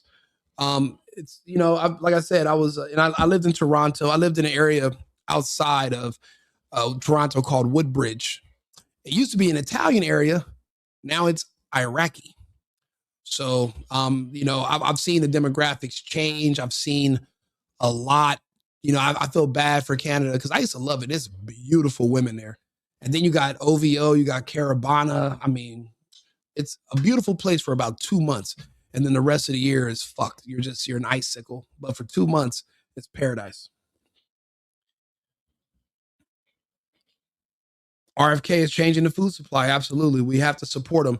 That's why when you hear people saying anything negative about them, you must counter them at all costs, at all times. The best that we can do as Americans is exercise our free speech. Other parts of the world, because I speak German, I speak Spanish, French, so I live in these other countries.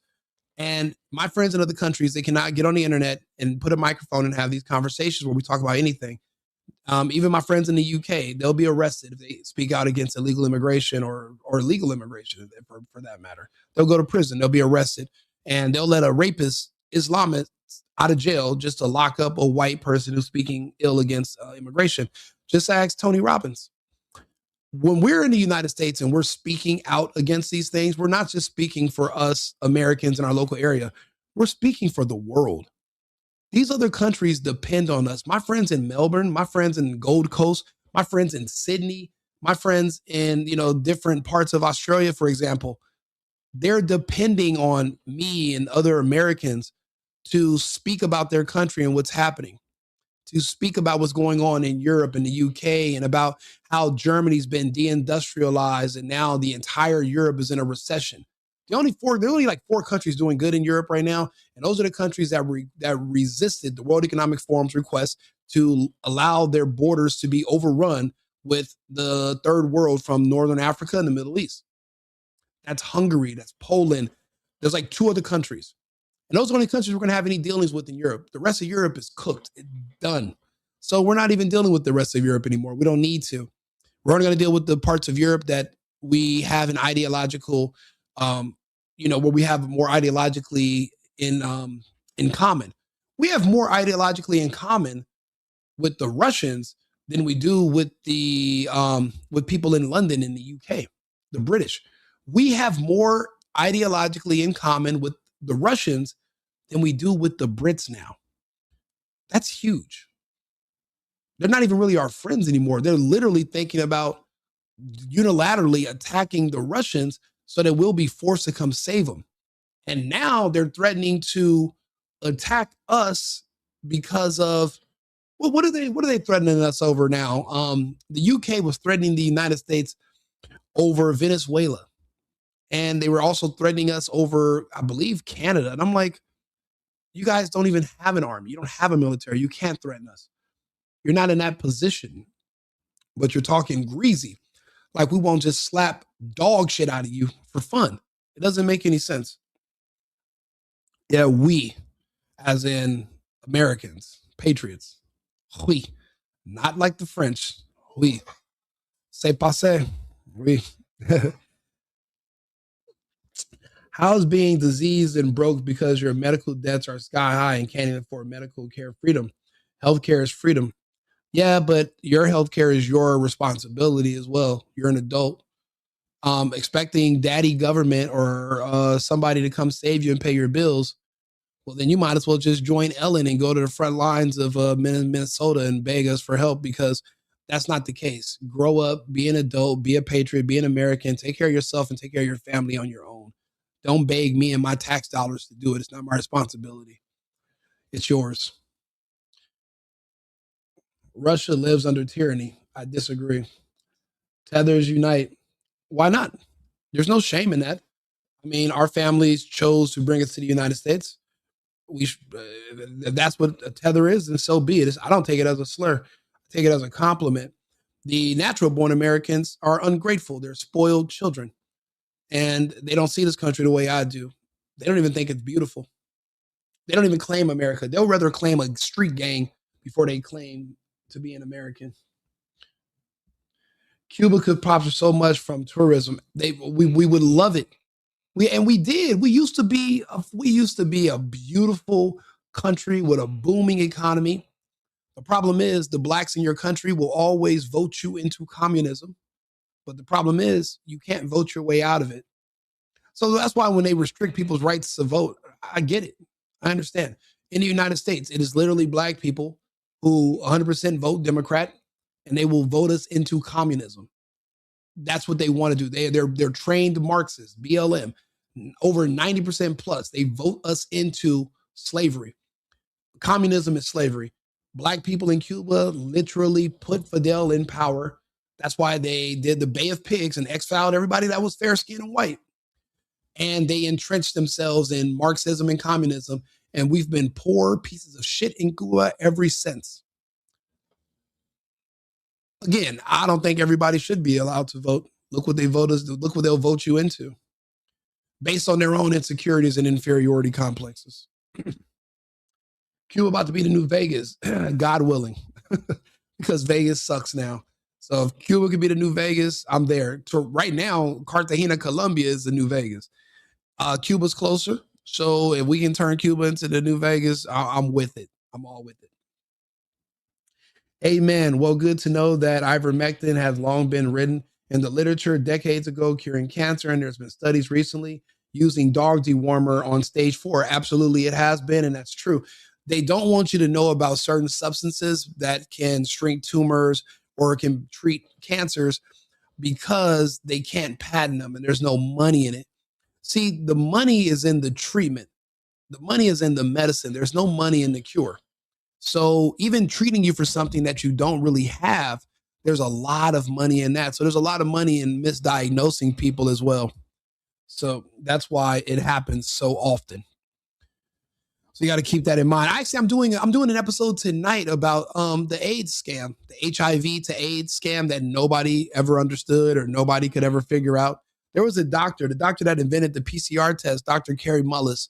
He had a lot to say about it, and he had a lot to say about that piece of shit, fucking midget, dwarf, hobbit, Dr. Fauci. And I want you guys to hear what he has to say. So make sure you like the page, subscribe, even if it's just so you can hear this other information that you never heard. I mean, if you're curious to find out what other information is out there and you want to have these conversations, like the channel, subscribe. I see there's a bunch of new subscribers. People are sending donations. I appreciate all the support. And I'm here for you. I'm here to have these conversations. You got to think about it. One day, right in the future, what if I want to run for politics? Guess how I would do it? I would come on live like I'm doing today, and I would tell you guys all my thoughts on all my positions on every topic. And then I would ask you as the audience, you tell me which state needs me the most in their politics right now. And I would relocate to that state. So you guys would literally, like, who needs me the most is what I would do. And I would just literally talk to everyone right here, just like this. And I'd build a studio at wherever I live in whatever position. If I'm in the governor's mansions, for example, I would build a big studio in there. And my job is just to sit there and talk to the people all day, every day. We don't know shit about our politicians anymore. We don't know what they think. We don't know what they vote for. Did you know we have a 92-year-old state representative? What the fuck can a 92-year-old person tell us right now? What can they even relate to us? When they were born, we were communicating using telegrams and shit. Like what can you tell us? 92 years old means you were born around World War I. There's no way you should still be in office talking to us about anything. That's why Trump pushing for term limits is so critical and so necessary. It has to be done. The cancer drugs caused AIDS, absolutely. And they're saying that the flu shot eventually is what causes Alzheimer's and dementia. That treatment is extremely expensive, but that's why the flu shot is free. See, you're learning so much from me. I'm saving you. I'm saving your kids. I'm helping you across the board, right? I'm also trying to help. I'm calibrating your moral compass for you. You have to subscribe. You have to tune in. You got to like these videos. You have to, be a part of this community, my media network. I see people following Tim Pool. He crashes out on Candace Owens. A lot of people don't even fuck with him anymore because it's like, obviously you're for sale. It was an unnecessary crash out. Unnecessary. So there's going to have to be other personalities that can read the news and come into these spaces that are going to talk to you. I'm putting in my bid. I'm actually applying to be the next person to entertain you during these prime slots during the day. So I'm applying for that position in your life. I want to be one of the people you look to. You don't have to go to Don Lemon or Anderson Cooper or some other peddle. You don't have to go through them. You can listen to me. You can talk to me because I'm interactive. I'm not catching every single chat, but if you super chat or something, I'm going to see it. I only recently was able to get monetized on YouTube and only on one of my channels, on the Right Wing Rico channel. Even though it has less subscribers than the single boyfriend, I don't know how I got to that status further. And I don't really know what it means. I just know people can super chat. But in the future, when we're having these conversations, I'll be able to see your chat stick out and we'll be able to talk and, we can go over anything that's on your mind. And I'll talk to you guys every single day. Like other governors, I didn't even know the governor's name until lockdown. But before lockdown for COVID, for the scamdemic, nobody knew anything about politics. I never knew that my governor was essentially the state's president and my state was really its own country, but we're under a federal umbrella. Because I didn't know anything, that when everything happened, I was caught with my pants down. And I don't like being caught off guard. So now I make it my business to know everything that's going on with everything that's going on, So that's why I'm here. I'm here to talk to you. Go to Alabama. They need more cousins making. Hey, you know what? Somebody's got to make the babies, I guess. I mean, we need more babies. We need the babies. We can't just replace Americans with illegals. That's not the answer. That's how Trump would say it. That's my my bullshit paper Trump impression. The babies. Manderson Pooper is crazy. Manderson. Oh man. World War I, I was a decade and a half after it. Yeah. No, we have politicians in their late 80s, and I have no idea how are they even still in power? Why are they who's reelecting these people and why?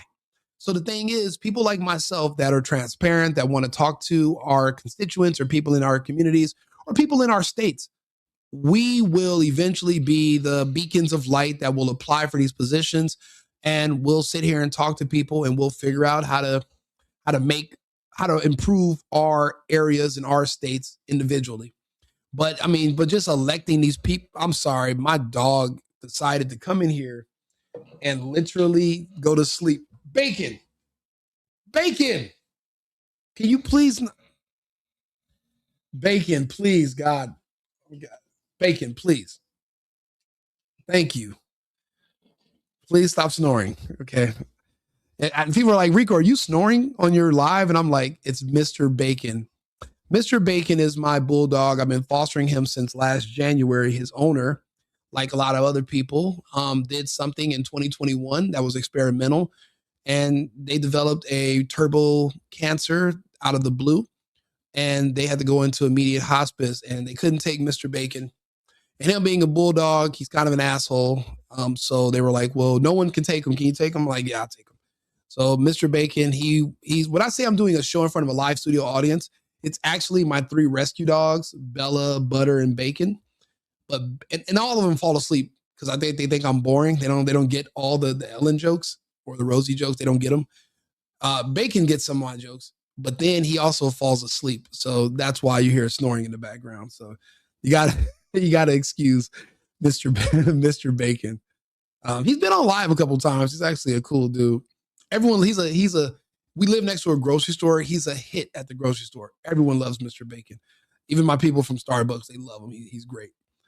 Let's see here. Also, Knight Rider has said some hilarious things that you missed so much of it. I'm sorry. I'm sorry. I'm actually still playing hooky from work. So that's why I've been a little distracted. Okay, you should send me an update. Yeah, I'm still working, but I'm also doing this video. Dementia Congress people walking and bumping into walls of the halls of Congress. Bro, isn't that just embarrassing? I mean, think about it. People are like, oh, he didn't go through Congress to attack Venezuela. Bro, Congress are a bunch of lazy geriatrics that you just pay them and they'll say whatever you want. They're like really, really old strippers, you know? You give them, a tip, a little lobby money, a little lobbyist money. They'll shake a little tail for you and they'll tell you whatever you want to hear. They'll tell you that you're handsome. They'll tell you that you're worthy. They'll tell you, that you look like Hasselhoff. And I'm like, me? I look like Hasselhoff? Shit, man, he got another 50. He got $50, right? So that's how strippers get me to send them a super chat. They call me the Hoff, The same the same thing goes for our Congress people. They're just a bunch of old people that you pay for play. And I don't see the purpose of that. I don't. So why would Trump say, yeah, let me ask these old people Trump could just send all these people a check and they'll just say yes to anything. So what's the purpose? It doesn't make any sense to do it. It just doesn't. Did you need Bacon when you got your dog? No, his name, he was already named Bacon. And you got a cat named Cheese? Nah, bro. Butters, my cousin named Butters. Bella is a foster. She was already named Bella when she came. And Mr. Bacon was already Bacon when he got here. So we just call him Mr. because he's a guy. And my other two senior girl dogs, they're older. So he's a Mr. Don Lemon, dumb lemming. Yeah, he's definitely a dumb lemon. Trumpsters are really useful. Yeah, I guess people are useful. The fact that we have moles in Congress and they would have warned Venezuela, bro, did you see that today?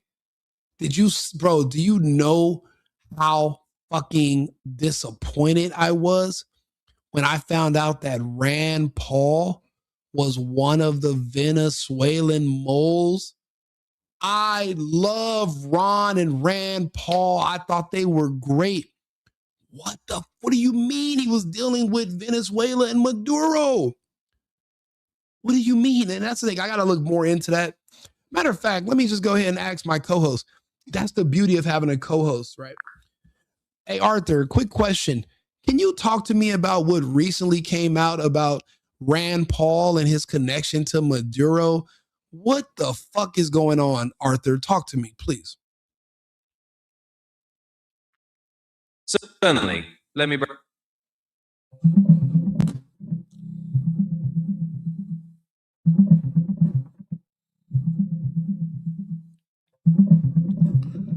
Certainly. Here's a concise summary of what's going on. Recently, there have been reports that Senator Rand Paul has been vocally critical of U.S. actions in Venezuela, especially those targeting the regime of Nicolas Maduro. Paul has argued that the U.S. intervention amounts to war rather than mere law enforcement, and that such action should be authorized by Congress. He's also warned that pushing for regime change could inadvertently empower cartels and cause more chaos.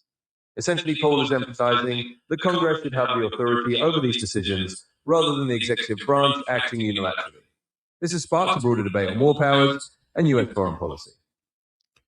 Okay, but what I'm asking is, there was something that came out like he was a mole and he would have leaked information to the Maduro regime had we went to Congress first before we removed Maduro. There were reports about Rand Paul being compromised or him having some kind of financial connection to Venezuela. Can you find that and let me know what you see?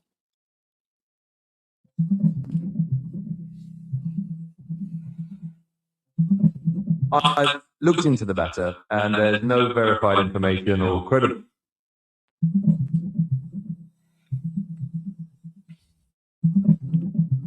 It looks like there isn't any credible evidence confirming that Rand Paul was financially connected to the Maduro regime, or that he would have leaked information to them. What we have is essentially unverified allegations from non-mainstream sources, and no reputable news outlet or governmental body has substantiated such claims. In short, there's no solid foundation for those reports. If you need a more detailed investigation into public financial disclosures or anything like that, just let me know. Tell me what these non-mainstream sources, because I don't always like mainstream sources. Tell me more about what these non-mainstream sources are alleging about Rand Paul in regards to Venezuela. Can you tell me what they're saying?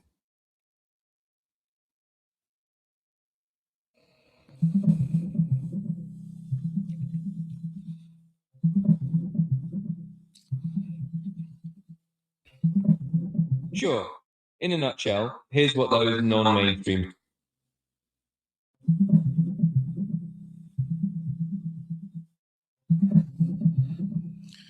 From what I found, there are no credible mainstream reports confirming that Rand Paul has any financial ties to Maduro or that he would have leaked information to Venezuela. The allegations about him being a mole or having a financial connection to the Maduro regime appear to come from non-mainstream sources that are not substantiated by verifiable evidence. In other words, these are unverified claims circulating on the internet. Hey, Arthur, literally, that's not what I asked you. We've already talked about this. I asked you for the non-mainstream sources and what they're alleging, and you literally stopped yourself and went back. You're acting like a co-host on CNN. I'm going to need you to be my co-host, and I'm going to need you, in a nutshell, to tell me what those non-mainstream sources are alleging. Don't do the CNN thing. Just do what I'm asking you to do, okay?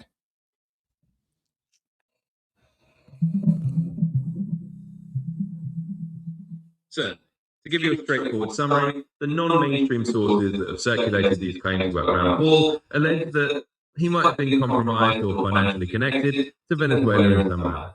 In other words, these fringe sources suggest he could have been in a position to leak information to the Maduro regime if Congress had been involved in certain decisions. However, these are just unverified claims from non-mainstream sources and not corroborated by any credible or authoritative reports. Essentially, these remain speculative allegations without substantiation. Yeah, so it could have just been a smear against Rand Paul because he's speaking out. And I know that's possible because I saw them lie and smear MTG when she spoke out against giving money to Israel or this other stuff. So I do know that's possible. But when I read those reports, I didn't, sometimes when you first read something, you're like, it's probably going to take a few hours for the mainstream media to catch up. So what I was seeing is that if there was any new information, because I read it earlier today, but I was one of the first. Sorry, but you've hit the daily limit for advance. Oh yeah, sorry. But for example, it came up that Tim Walz would resign, and people were saying that's not going to happen. But it was like 3 a.m. when I saw that, so I did a video about it, and lo and behold, 11 a.m. his time, he did a press conference and he resigned. So sometimes you'll see something and people say it's fake news, it's not happening, but you're just early with it. You just give it a little bit of time and it'll come out. So I guess that's, people say, oh, you're a conspiracy theorist. The difference between a conspiracy theorist and regular news, the difference is 3 months. In 3 months, all your conspiracy theories come true. So that's the only difference. So it could have been just a smear against Rand Paul. But I love the guy. Him and his dad, I think they're trailblazers. I think they were on the right track. Little too socialist, not enough, independence talk from them, but very educated men that I respect. So I like them. Alex Jones is completely off his tits. He'd tell you your blood would turn yellow if you looked at a gay person. I'll be honest. I love Alex Jones. It's just the same way somebody as smart as Charlie Kirk for so long had a blind spot when it came to a country called Israel, that whenever he would apply his same moral compass that he has that works for everything else, he would apply it to Israel and it will just spin in a circle and it's like they can't make heads or tails what they're saying. I feel like that's Alex Jones for the first time in his history when it comes to Candace Owens. I've never seen that guy ad hominem go after individuals and attack them and go crazy. Since when does Alex Jones do that? Everyone's been calling him crazy for years. And that's how you know these people are desperate in the media to get people to turn against her. And don't forget, apparently we're going to war in February against Russia. And they're saying, and it's going to be initiated by the French in conjunction with the UK. They're going to try to drag in all of NATO. They're going to want boots on the ground in the western part of the Ukraine to fight the Russians for a war that was already lost before it began. And they want to drag us into it. The French whistleblower said that they just need Candace Owens to shut up for 90 days because when the war starts, she will be irrelevant by that time. Apparently, they make it seem like she's a person that could literally stop us from going to war, because if she presses this Brigitte Macron situation too much, and it turns out that she was telling the truth about this being a trans man who basically abused and molested Macron, the president, when he was a kid, and they're still together, well, then your military is like, okay, am I going to go over there and die in fighting the Russians on behalf of a gay guy who was abused by his trans husband? Is that something that you really want to be proud of? Like, would you think about it? If you're a soldier, would you go die for a trans or gay commander in chief? Personally, I would not. And they're talking about Candace Owens needs to just shut up because she's telling the truth. And if the French people are saying, we don't want to send our sons and daughters to die for a gay man and his husband, no, we don't want to do that. So maybe Candace Owens is going to be what saves the world, because her words are scaring the hell out of people. Like I said, when I seen Tim Pool, Alex Jones, people that need money. Tim Pool was recently talking about how they can't afford to keep the show going, needs money. Alex Jones has been sued for 1.9 gazillion because of Sandy Hook, needs money. And when these people who have a lot of money come to you and they dangle it in your face like a carrot, they tell you what they need you to do for that money, and then you do it. I mean, you're going to see them act out of character. Brandon Tatum, that was a surprise to me.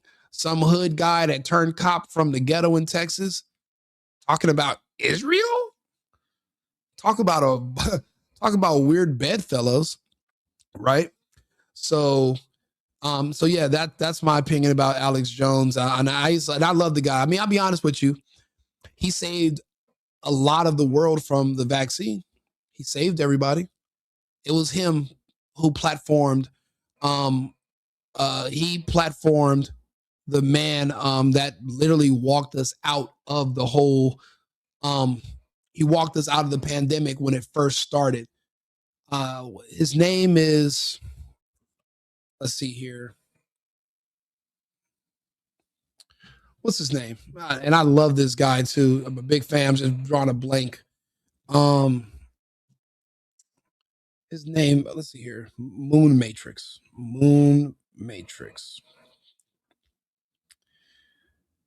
David Icke. So Alex Jones platformed David Icke. And then London Real platformed David Icke in like March of 2020, like right after the lockdown started. David Icke was able to explain to us what the PCR tests were picking up and what the entire agenda was going forward about the vaccines and all. He had been talking about it for years. The whole agenda, he told us in March of 2020. So I knew there was no virus. I knew not to take the shot. I knew not to take the test. I knew all of it was all fake. It was all propaganda.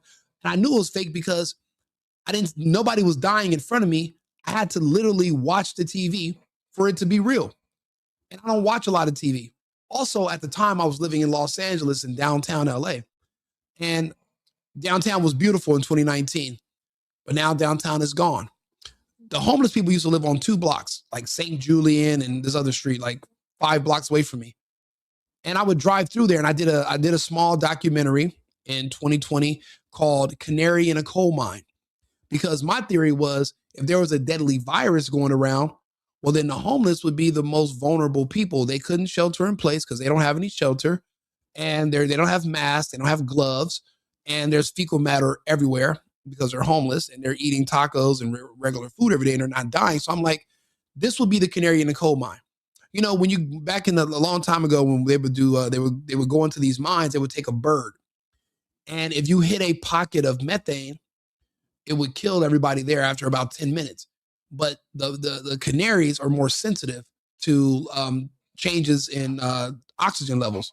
So if the canary stopped chirping, you knew you had a few minutes to get everyone out of the mine because there was danger coming. So I looked at the homeless people as the canary in the coal mine. So that's why I named my docuseries that. And they nuked me from YouTube for posting it.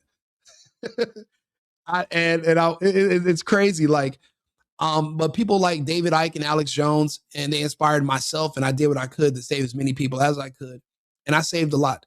I was on Clubhouse when they kicked me off of Instagram and YouTube and Facebook. I lost all my pages, all my pictures, memories, family stuff, everything. So I can never badmouth Alex Jones. You know, the guy saved, you might not realize he saved us all. He fought for us all. And then to see him, you know, do these attacks against Candace, she's a YouTuber. What do you care? She's not your elected official. You can just change the channel. Like, you don't have to watch her. It's not like state-sponsored media like the BBC. She's like a person you have to purposely watch her. You don't have to, it's not forced upon you. You don't walk into a restaurant, they're playing Candace Owens. She's not CNN or Fox News, okay? She's just a YouTuber. It's crazy.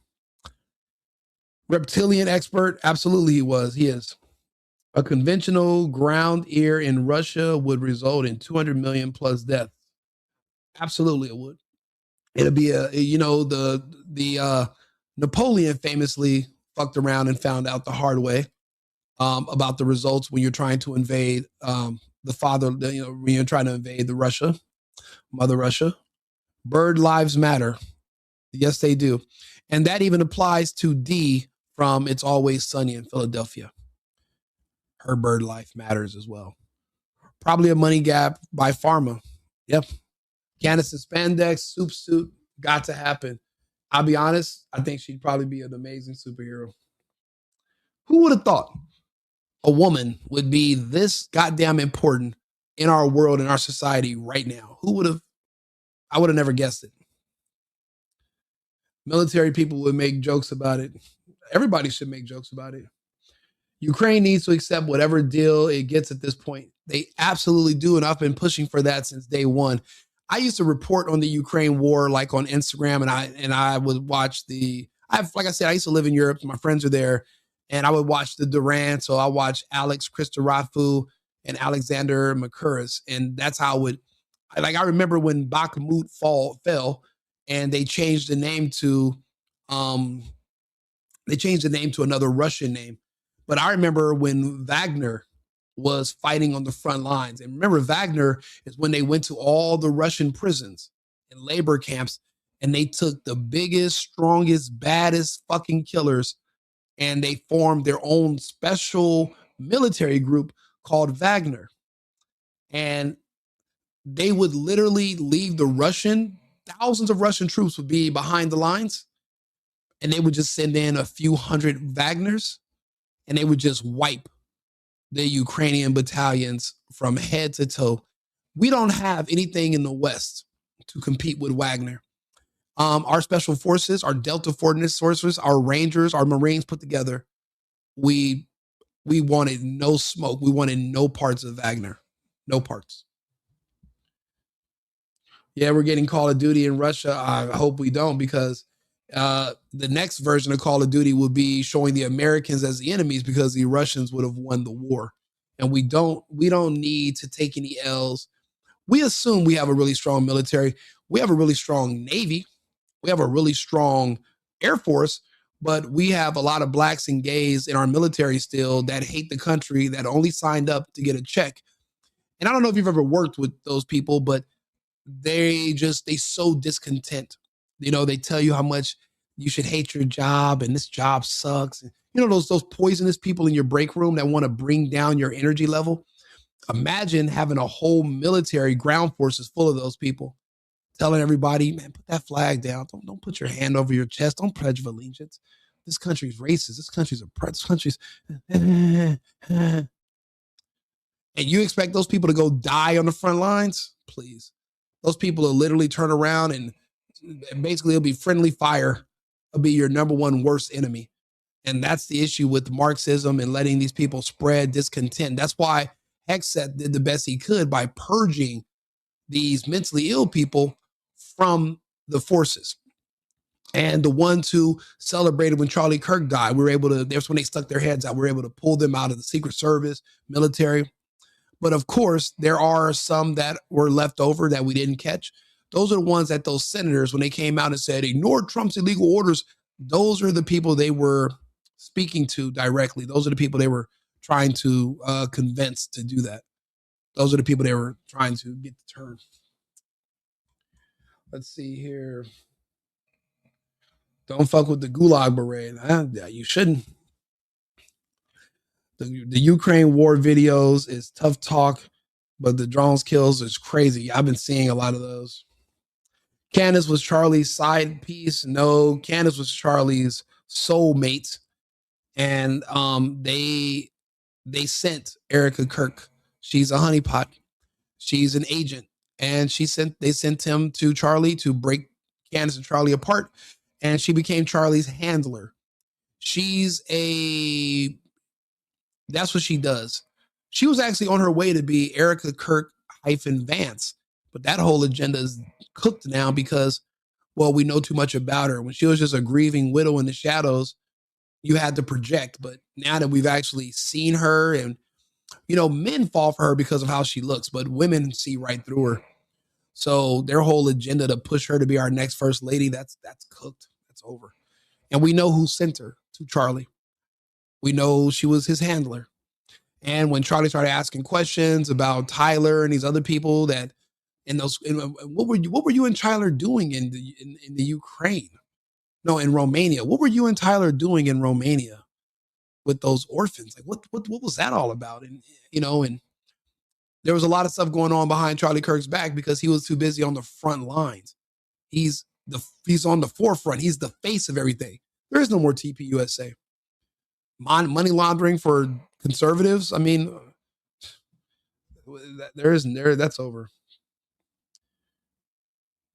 You better watch your back then again. Who better to watch your back? Hey, that's a good point. That's actually a really good point. Spectre Group took out Wagner. That's not true. Wagner was dissolved when Prigozhin was killed when they caught him I guess stealing money. And he was also trying to start a coup against Putin, and that wasn't going to be allowed, especially during a time of war. What kind of idiotic move is that?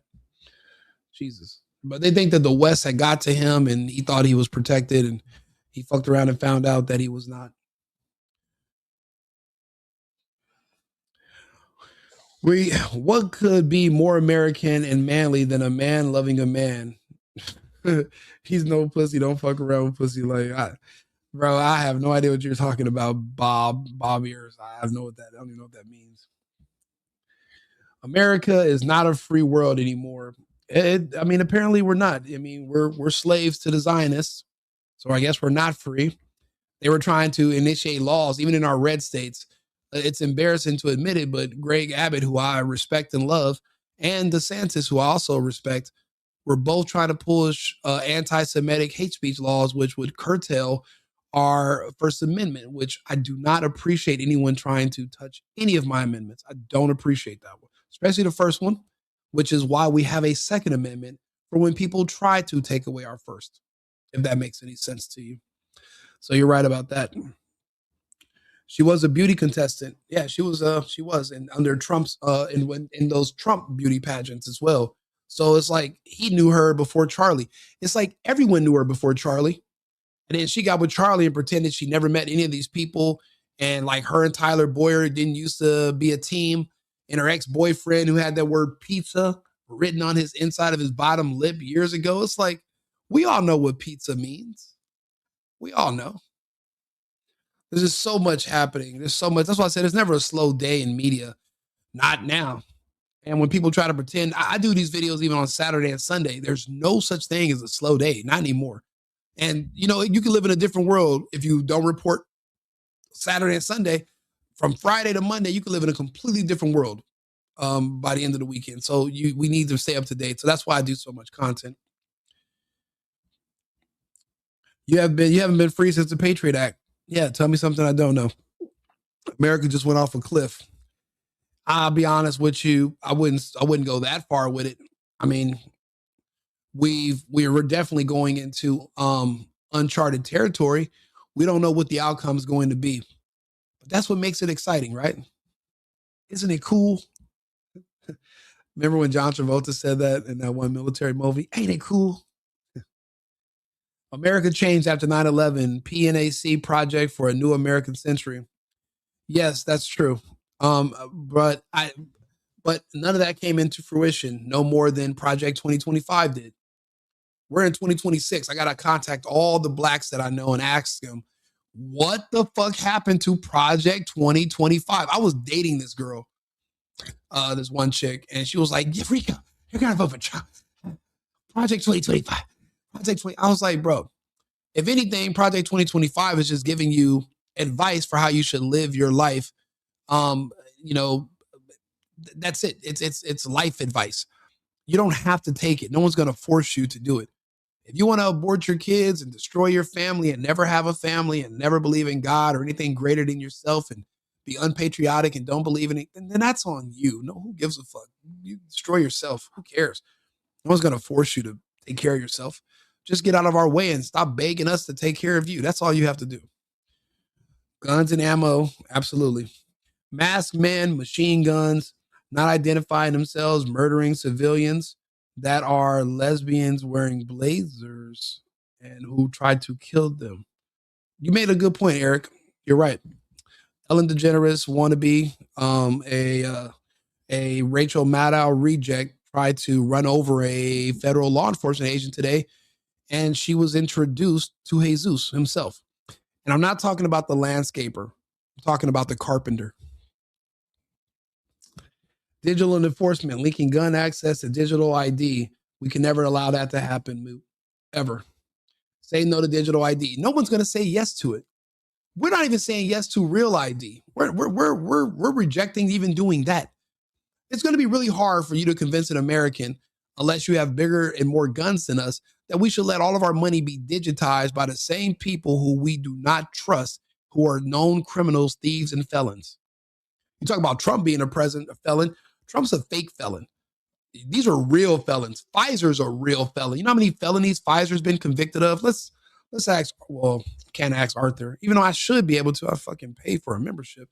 But Pfizer is a felon, and you guys trusted them, and now you're paying for it. So let's not trust real felons. Trump's a fake felon. I'm talking about the real ones. Let's not trust those. It's now 2030. Do you know where your rights are? Yeah, they're still here with me. My rights aren't going anywhere by 2030. That's why we have guns. That's what the whole Second Amendment part is for. When the government takes over, you won't be able to say no to the digital ID. Well, the government's already in charge, and I've already said no now. So what's going to change? From president down, they all have violated the rights of deceased and their family to have proper investigation. It's a shit show. You know what? Possibly, if you have some evidence you want to put in the chat that we can discuss, I'm more than happy to go over it with you. Chrissy Nome said her dog was terrorizing the chickens. I'll be honest. I like Chrissy Nome. I think she's cool. I think she was the former like governor of South Dakota or something like that? I believe so. And she's still pretty hot. So, you know, Trump's doing really good with his appointees, appointing some good looking people, easy on the eyes. That makes it a little bit easier to like pay attention to them. The Biden administration was appointing men dressed as women and men dressed as women who were pretending to be Jason Bourne and Matt Damon and bald and stealing clothes from other women. Like, it's like really fucked up administration, this whole Biden situation. So Chrissy Nome's a breath of fresh air compared to those fucking creeps in the Biden administration. The Biden administration was way too creepy, bro. Extremely.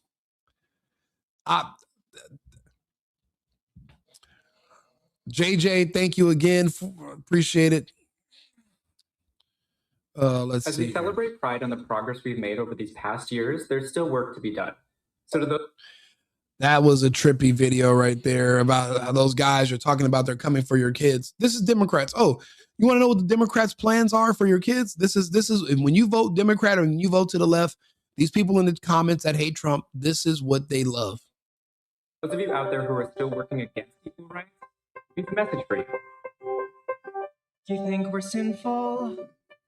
You fight against our rights. You say we all lead lives you can't respect. This is Tim Walz. These are the people, these are Gavin Newsom. These are the people we're fighting. If there's a civil war that's coming, this is what the other side looks like. These are your enemies. But you're just frightened. You think that we'll corrupt your kids if our agenda goes unchecked. Honey, just this once, you're correct.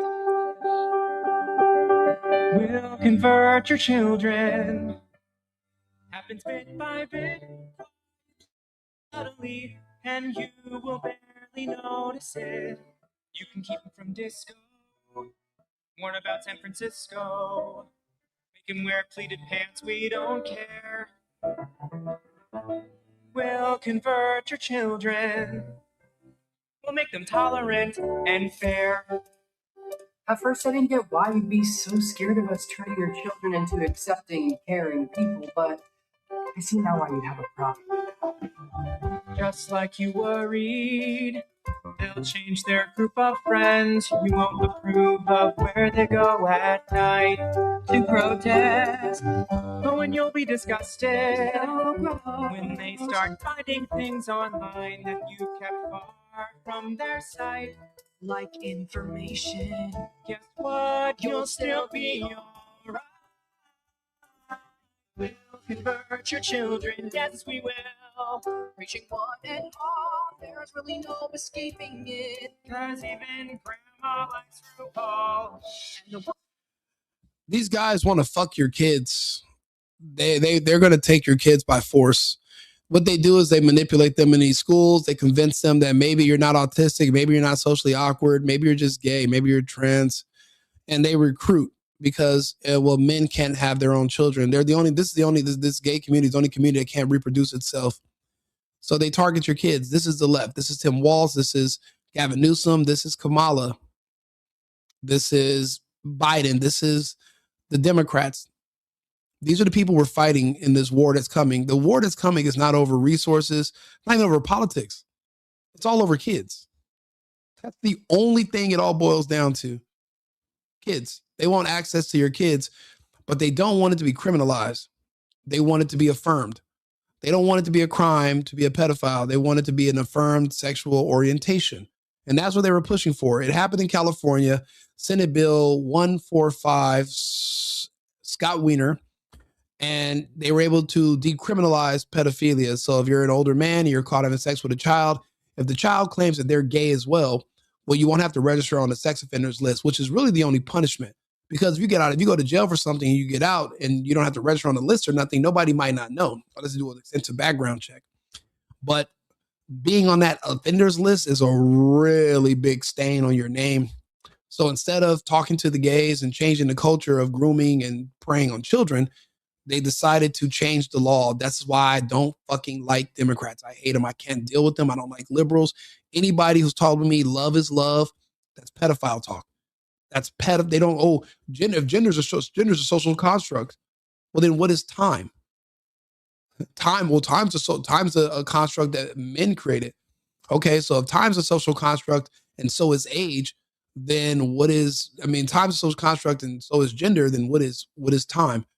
And then that's where they get that's where they say, well, age is just a number. It's not, if you're 50, but you feel like you're 8 and you're 8 and you feel like you're 20.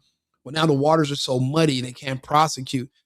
It's all just because they want to eventually have access to your children. Follow my page if you understand what I'm saying. If you speak clear English and you've seen the pattern and you understand what's going on and who we're going to war with civilly, who we're going to war with besides the Russian war, which we shouldn't be involved in. If you understand that these are the real enemies, the people that are literally threatening and targeting your children, this video was never banned on YouTube. This video was never banned on YouTube. Ever. Let's play the rest of it. If you understand what I'm saying, if you can hear my words, if this makes sense to you, you understand who the enemies are and why they want your children, subscribe to the page, like the video. These are where my conversations go. And we have these conversations by the thousands every day. So if you want to talk about something a little bit different than everybody else, because it seems like everybody else just talks about the same stuff and they have the same angle, just different faces. At least my point of view and my perspective is going to be different. You're more than welcome to tune in and join and support the channel, support the Cash App. You can support by just liking and subscribing and being able to tune in when you can. Let's go back to this video. How many of you have never seen this video before? It's getting kinder. Gen Z's gayer than Grinder. To love, learn to vote, face your fate. Convert your children. Someone's gotta teach them not to hate. Look at all these faces. Does Benny Johnson have the face of a gay? Of course he does. There's a software where they can look at men's faces and tell if you're gay or not. Apparently there's certain key points and certain shapes. There's a pattern. So does Benny Johnson have it? Yeah. Was Milo lying on Benny? No. Did Benny ever say Milo was lying? No. So, I mean, that's already confirmed.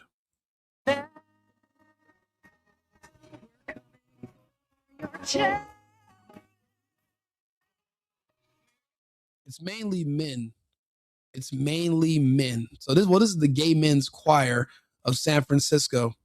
These are the ones that are playing video games like Roblox, that are trying to speak to your children and get close to them and traumatize them. And then when they grow up, they're so confused and mentally ill that they suicide themselves. That's why I said this gay agenda is really the depopulation agenda, because there's no family, there's no reproduction, there's only suicide and loneliness and pain in the future. And unless you find a group of other people that are also hunting children and you feel warmth in that community and you're willing to die for it, which is where we get these violent trans leftist killers and shooters. And this is all they have. They have nothing else. You have to understand of where we are now. Wherever you think you are in the world, you're somewhere else. All this is going on around you and you are none the wiser. That's why there's a channel like this one, where I will talk to you. We'll talk to each other.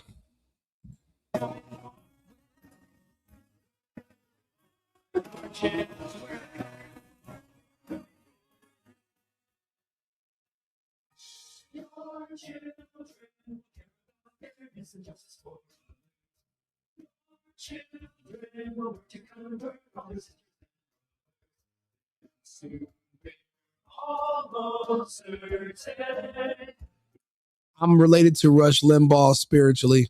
That's why I go by Rico Limbaugh. Me and him have a lot of the same views. And I guess I'm just an extension. Kids will start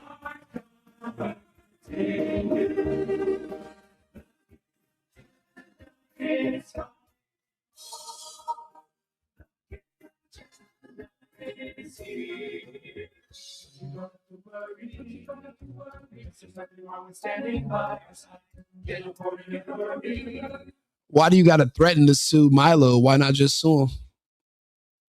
Why threaten? Why give somebody a heads up? Don't talk about it, be about it. Milo doesn't own a time machine. He said what he said.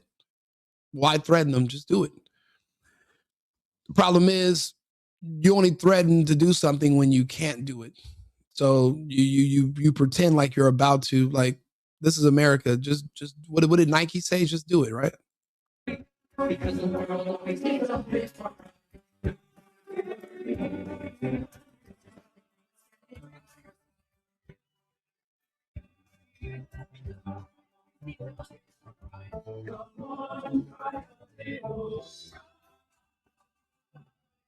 Convert your children.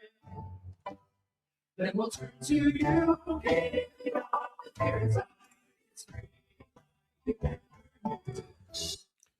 If this isn't public enemy number one, if these aren't your enemies, then you have your own problems. But again, this is the left. These are the Democrats. These are the people we're at war with. And I say we're at war and I pull no punches because They've specifically directly targeted your children. They don't want you. They don't want your teenager. They want your child. They want your kid that's 7 years old, 8 years old. They have drag queen story hour for preschoolers. They're doing all age drag shows. Teenagers aren't showing up to these. 11-year-olds and 10-year-olds where they get you before you realize what's happening. These are our enemies. So when I talk about how much I hate these dirty demos, this is what I'm talking about. These are the ones I'm talking about. These are the people that hate Trump. These are the people that showed up to the protest today and she fucked around and found out. This is her community. These are the people we're at war with. Either these people are American black people. There's no one else that hate Trump besides blacks and gays. You have to ask yourself why. Now, I know why, and I can clearly articulate and tell you guys why, which is why people don't want you to listen to me. There's people in a thread that are literally in the video, that are literally a part of this conversation, watching this live, communicating, telling you not to do it, but they're doing it. Why do you think they're here? It's because what I'm saying is wrong, or because what I'm saying is correct and accurate? Yeah, that's what you have to ask. Going to San Francisco. Go and turn up that disco. You'll forget you were ever upset. There's no wives. There will never be any children. They will wake up one day and realize there is no future for them. They will take too many pills, or they might take a firearm, or they might create a noose in a bathroom. They might jump off a balcony. It typically happens before they even make it to the year of 34 years old. A lot of them self-delete. You know, the shooter for the whole situation with MIT and Brown University a few weeks ago. Why do you think that went quiet? It wasn't a terrorist attack because he discovered some fusion energy. It was an ex-lovers quorum. It was a crime of passion. The MIT professor who used to be gay, and the guy who killed him was still currently gay, but they were together 20 years ago. They actually moved to the United States in a relationship when they used to live in Portugal. One decided he wanted to only be gay part-time and start a family and have kids so he can have a reason to live. The other one decided to be full-time gay, moved to Miami, got fat, and used to wear really tight Louis Vuitton sweaters. You know, those gay guys with the man purse that walk around, those big ass, like fucking bloated dudes, you know? And one day he probably decided it was time for him to die too, because life means nothing. And then the guy who probably turned him out and made him gay was living a regular straight life with kids. And he was like, well, if I'm going to die, I'm not going to die by myself. These people don't want to die alone. That's the number one thing. I know this because I speak to them. I'm from LA. You meet a lot of them. You have these conversations. And eventually they'll tell you the truth about their true intentions and how they feel. And that's why I have these conversations, because a lot of the public just have no idea who they're dealing with. But I do. So here I am. I appreciate you, BL. I thank you so much. I didn't check all the other Cash App donations or anything, but I appreciate you guys for just being here, talking to me and having this conversation. You'd be surprised how many people have never seen this video. And this video is, how old is this video? 4 years old, where men, grown-ass men from different backgrounds and races have literally declared war against straight men. And the reason I say declare war against us, because they're directly targeting the children of straight men, because only straight men can have children. The only children they can have is when they recruit yours, because they've groomed them or tricked them or manipulated them or assaulted them and traumatized them. It's our job to protect children from these fuckers. So again, when I decide whatever area of politics I'm going to get into, it's going to be up to my audience to tell me where they need me the most. And that's where I'll go. Because there are certain states that I like, but it's not necessarily about me being comfortable and me being where I like. I should be uncomfortable, and I should be somewhere that I probably hate that needs me there. It's for the greater good. There's not enough people that are willing to have these uncomfortable conversations. It's not uncomfortable for me. It's uncomfortable for certain people to listen. So that's why I appreciate you guys being here. So I appreciate it. Thank you. Yeah, these twinks are some sick fucks.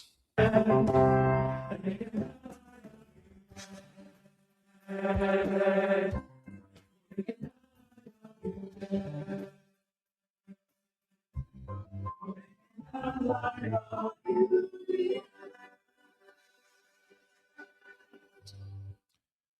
in LA, you meet all types of people, and you can't help who you know. Some people, you knew them for years, didn't even know they were gay. You just noticed you never came in here with a girlfriend. You don't have any kids, like, and then you find out later, or you just suspect their proclivities, but you never really know. A lot of people used to keep it secret. It's only recently that people are just bold with their sickness and their mental illness and their predatory nature when it comes to children. This is a new thing. People will usually be in a closet about it. Now they're sticking their heads out, and they're feeling a little bit more emboldened since Biden and Harris. Why wouldn't I talk to them? I talk to everybody. I want to know what everybody's thinking. You have to understand people to know if they're your enemy or not. And I've made my decision. They are my enemy. Hurt people, but dead ones can't hurt anybody, which is the correct answer, Mr. Knight Rider. You win. That's the right answer. That's the exact correct answer. They have an army of butt pluggers. It's getting out of hand. They do. What are they singing? We want a pecker. They're singing something worse than that. They're singing a song saying they want to give your children peckers. They want to give it to your son. They want to give pecker to your son. That's what they're singing. We don't want to know what it says about harming innocent children in the Bible. Doesn't matter what it says. What matters is what we're doing today. What a book written allegedly 2,500 years ago is inconsequential to my actions and behavior of today. And that's where it comes with personal accountability and being an adult. Yeah, 9 out of 10 do abuse children. Demonic abomination. Yeah. I like this conversation. I like this chat. We're all on the same page. I appreciate that. Most of us. There's a couple holdouts, but see, when I put on a video like this, the people that are in the chat that are pro this bullshit, they stop talking as much because, well, when we ask them what they think about this, they won't denounce preying on little boys and kids. See, this is their secret. This is when they talk about losing their rights because of Trump. These are the people talking about they lost rights. Well, what rights did you lose? Because you can still vote, right? Still drive. You can still rent an apartment. You can start a business. I'm curious, what rights did you lose? And the right they felt they lost was legal sexual access to children without being prosecuted. And that was actually legislation that passed in California, and it was working its way east until Trump started talking about it. And famously, so did Charlie Kirk, which is why so many gays and trans hated the man, but they could never explain to you why, because they would be embarrassed to basically to brag about how the law that decriminalized pedophilia, that infringed upon their rights to be pedophiles. And it doesn't sound as they don't sound like victims when you say it that way. You sound like a sick fucking predator, which you are. So they can't illustrate it. They can't articulate it. They can't tell you. They just say general things. Trump's taking away our rights, and then they walk away. And then you're like, wait, hold on, wait. What rights? Like, which right did you lose? The reason they never want to tell you is because this is the right they're referring to. The right to have access to kids without being prosecuted and not ending up on a sex offenders list. But the thing is this, now I'm not the only one that knows. Now you know.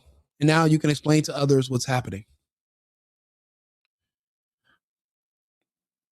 No, he didn't do anything to them, but he talked about their plans, and it talked about the Senate bill in California and how they were trying to decriminalize this. And he also talked about the human traffickers and what they do to kids. And I had never heard that stuff before. And he raised my awareness. So imagine how many other people had no idea that there were sick men who were kidnapping children through Central and South America, bringing them across the border by pretending to be their parents and then selling them to people that would molest them and kill them. I had no idea. The FBI knew and law enforcement knew. Trump talked about it publicly. Now I know. Now you know. Famously, it's one of those videos that made me become a Trump supporter. I had never heard it. I hated the guy. I thought he was a piece of shit. And I used to argue with Hispanic people who were supporting him. But I was wondering, like, why are all my arguments about race? Like, you shouldn't support somebody politically based on how you look or how they look. Like, that sounds pretty stupid. Not voting for somebody because of their race makes just as much sense as voting for them because of their race, which that's idiotic. And once I saw those videos of what Trump was speaking out against, I realized how much time I wasted a man that I had a lot more in common with than these fucking creeps. So here we are. Here we are now. Now I'm here. So, yeah, they're kidnappers. They're human traffickers. That's exactly what they are. So I'm glad that we could have this conversation. I have like 3 other topics to do tonight, and I have to finish up some paperwork for work stuff. I'll be back on in about a half an hour. Please like the channel, subscribe. I appreciate the donations to everyone. I'll read them out when I get back on live next time.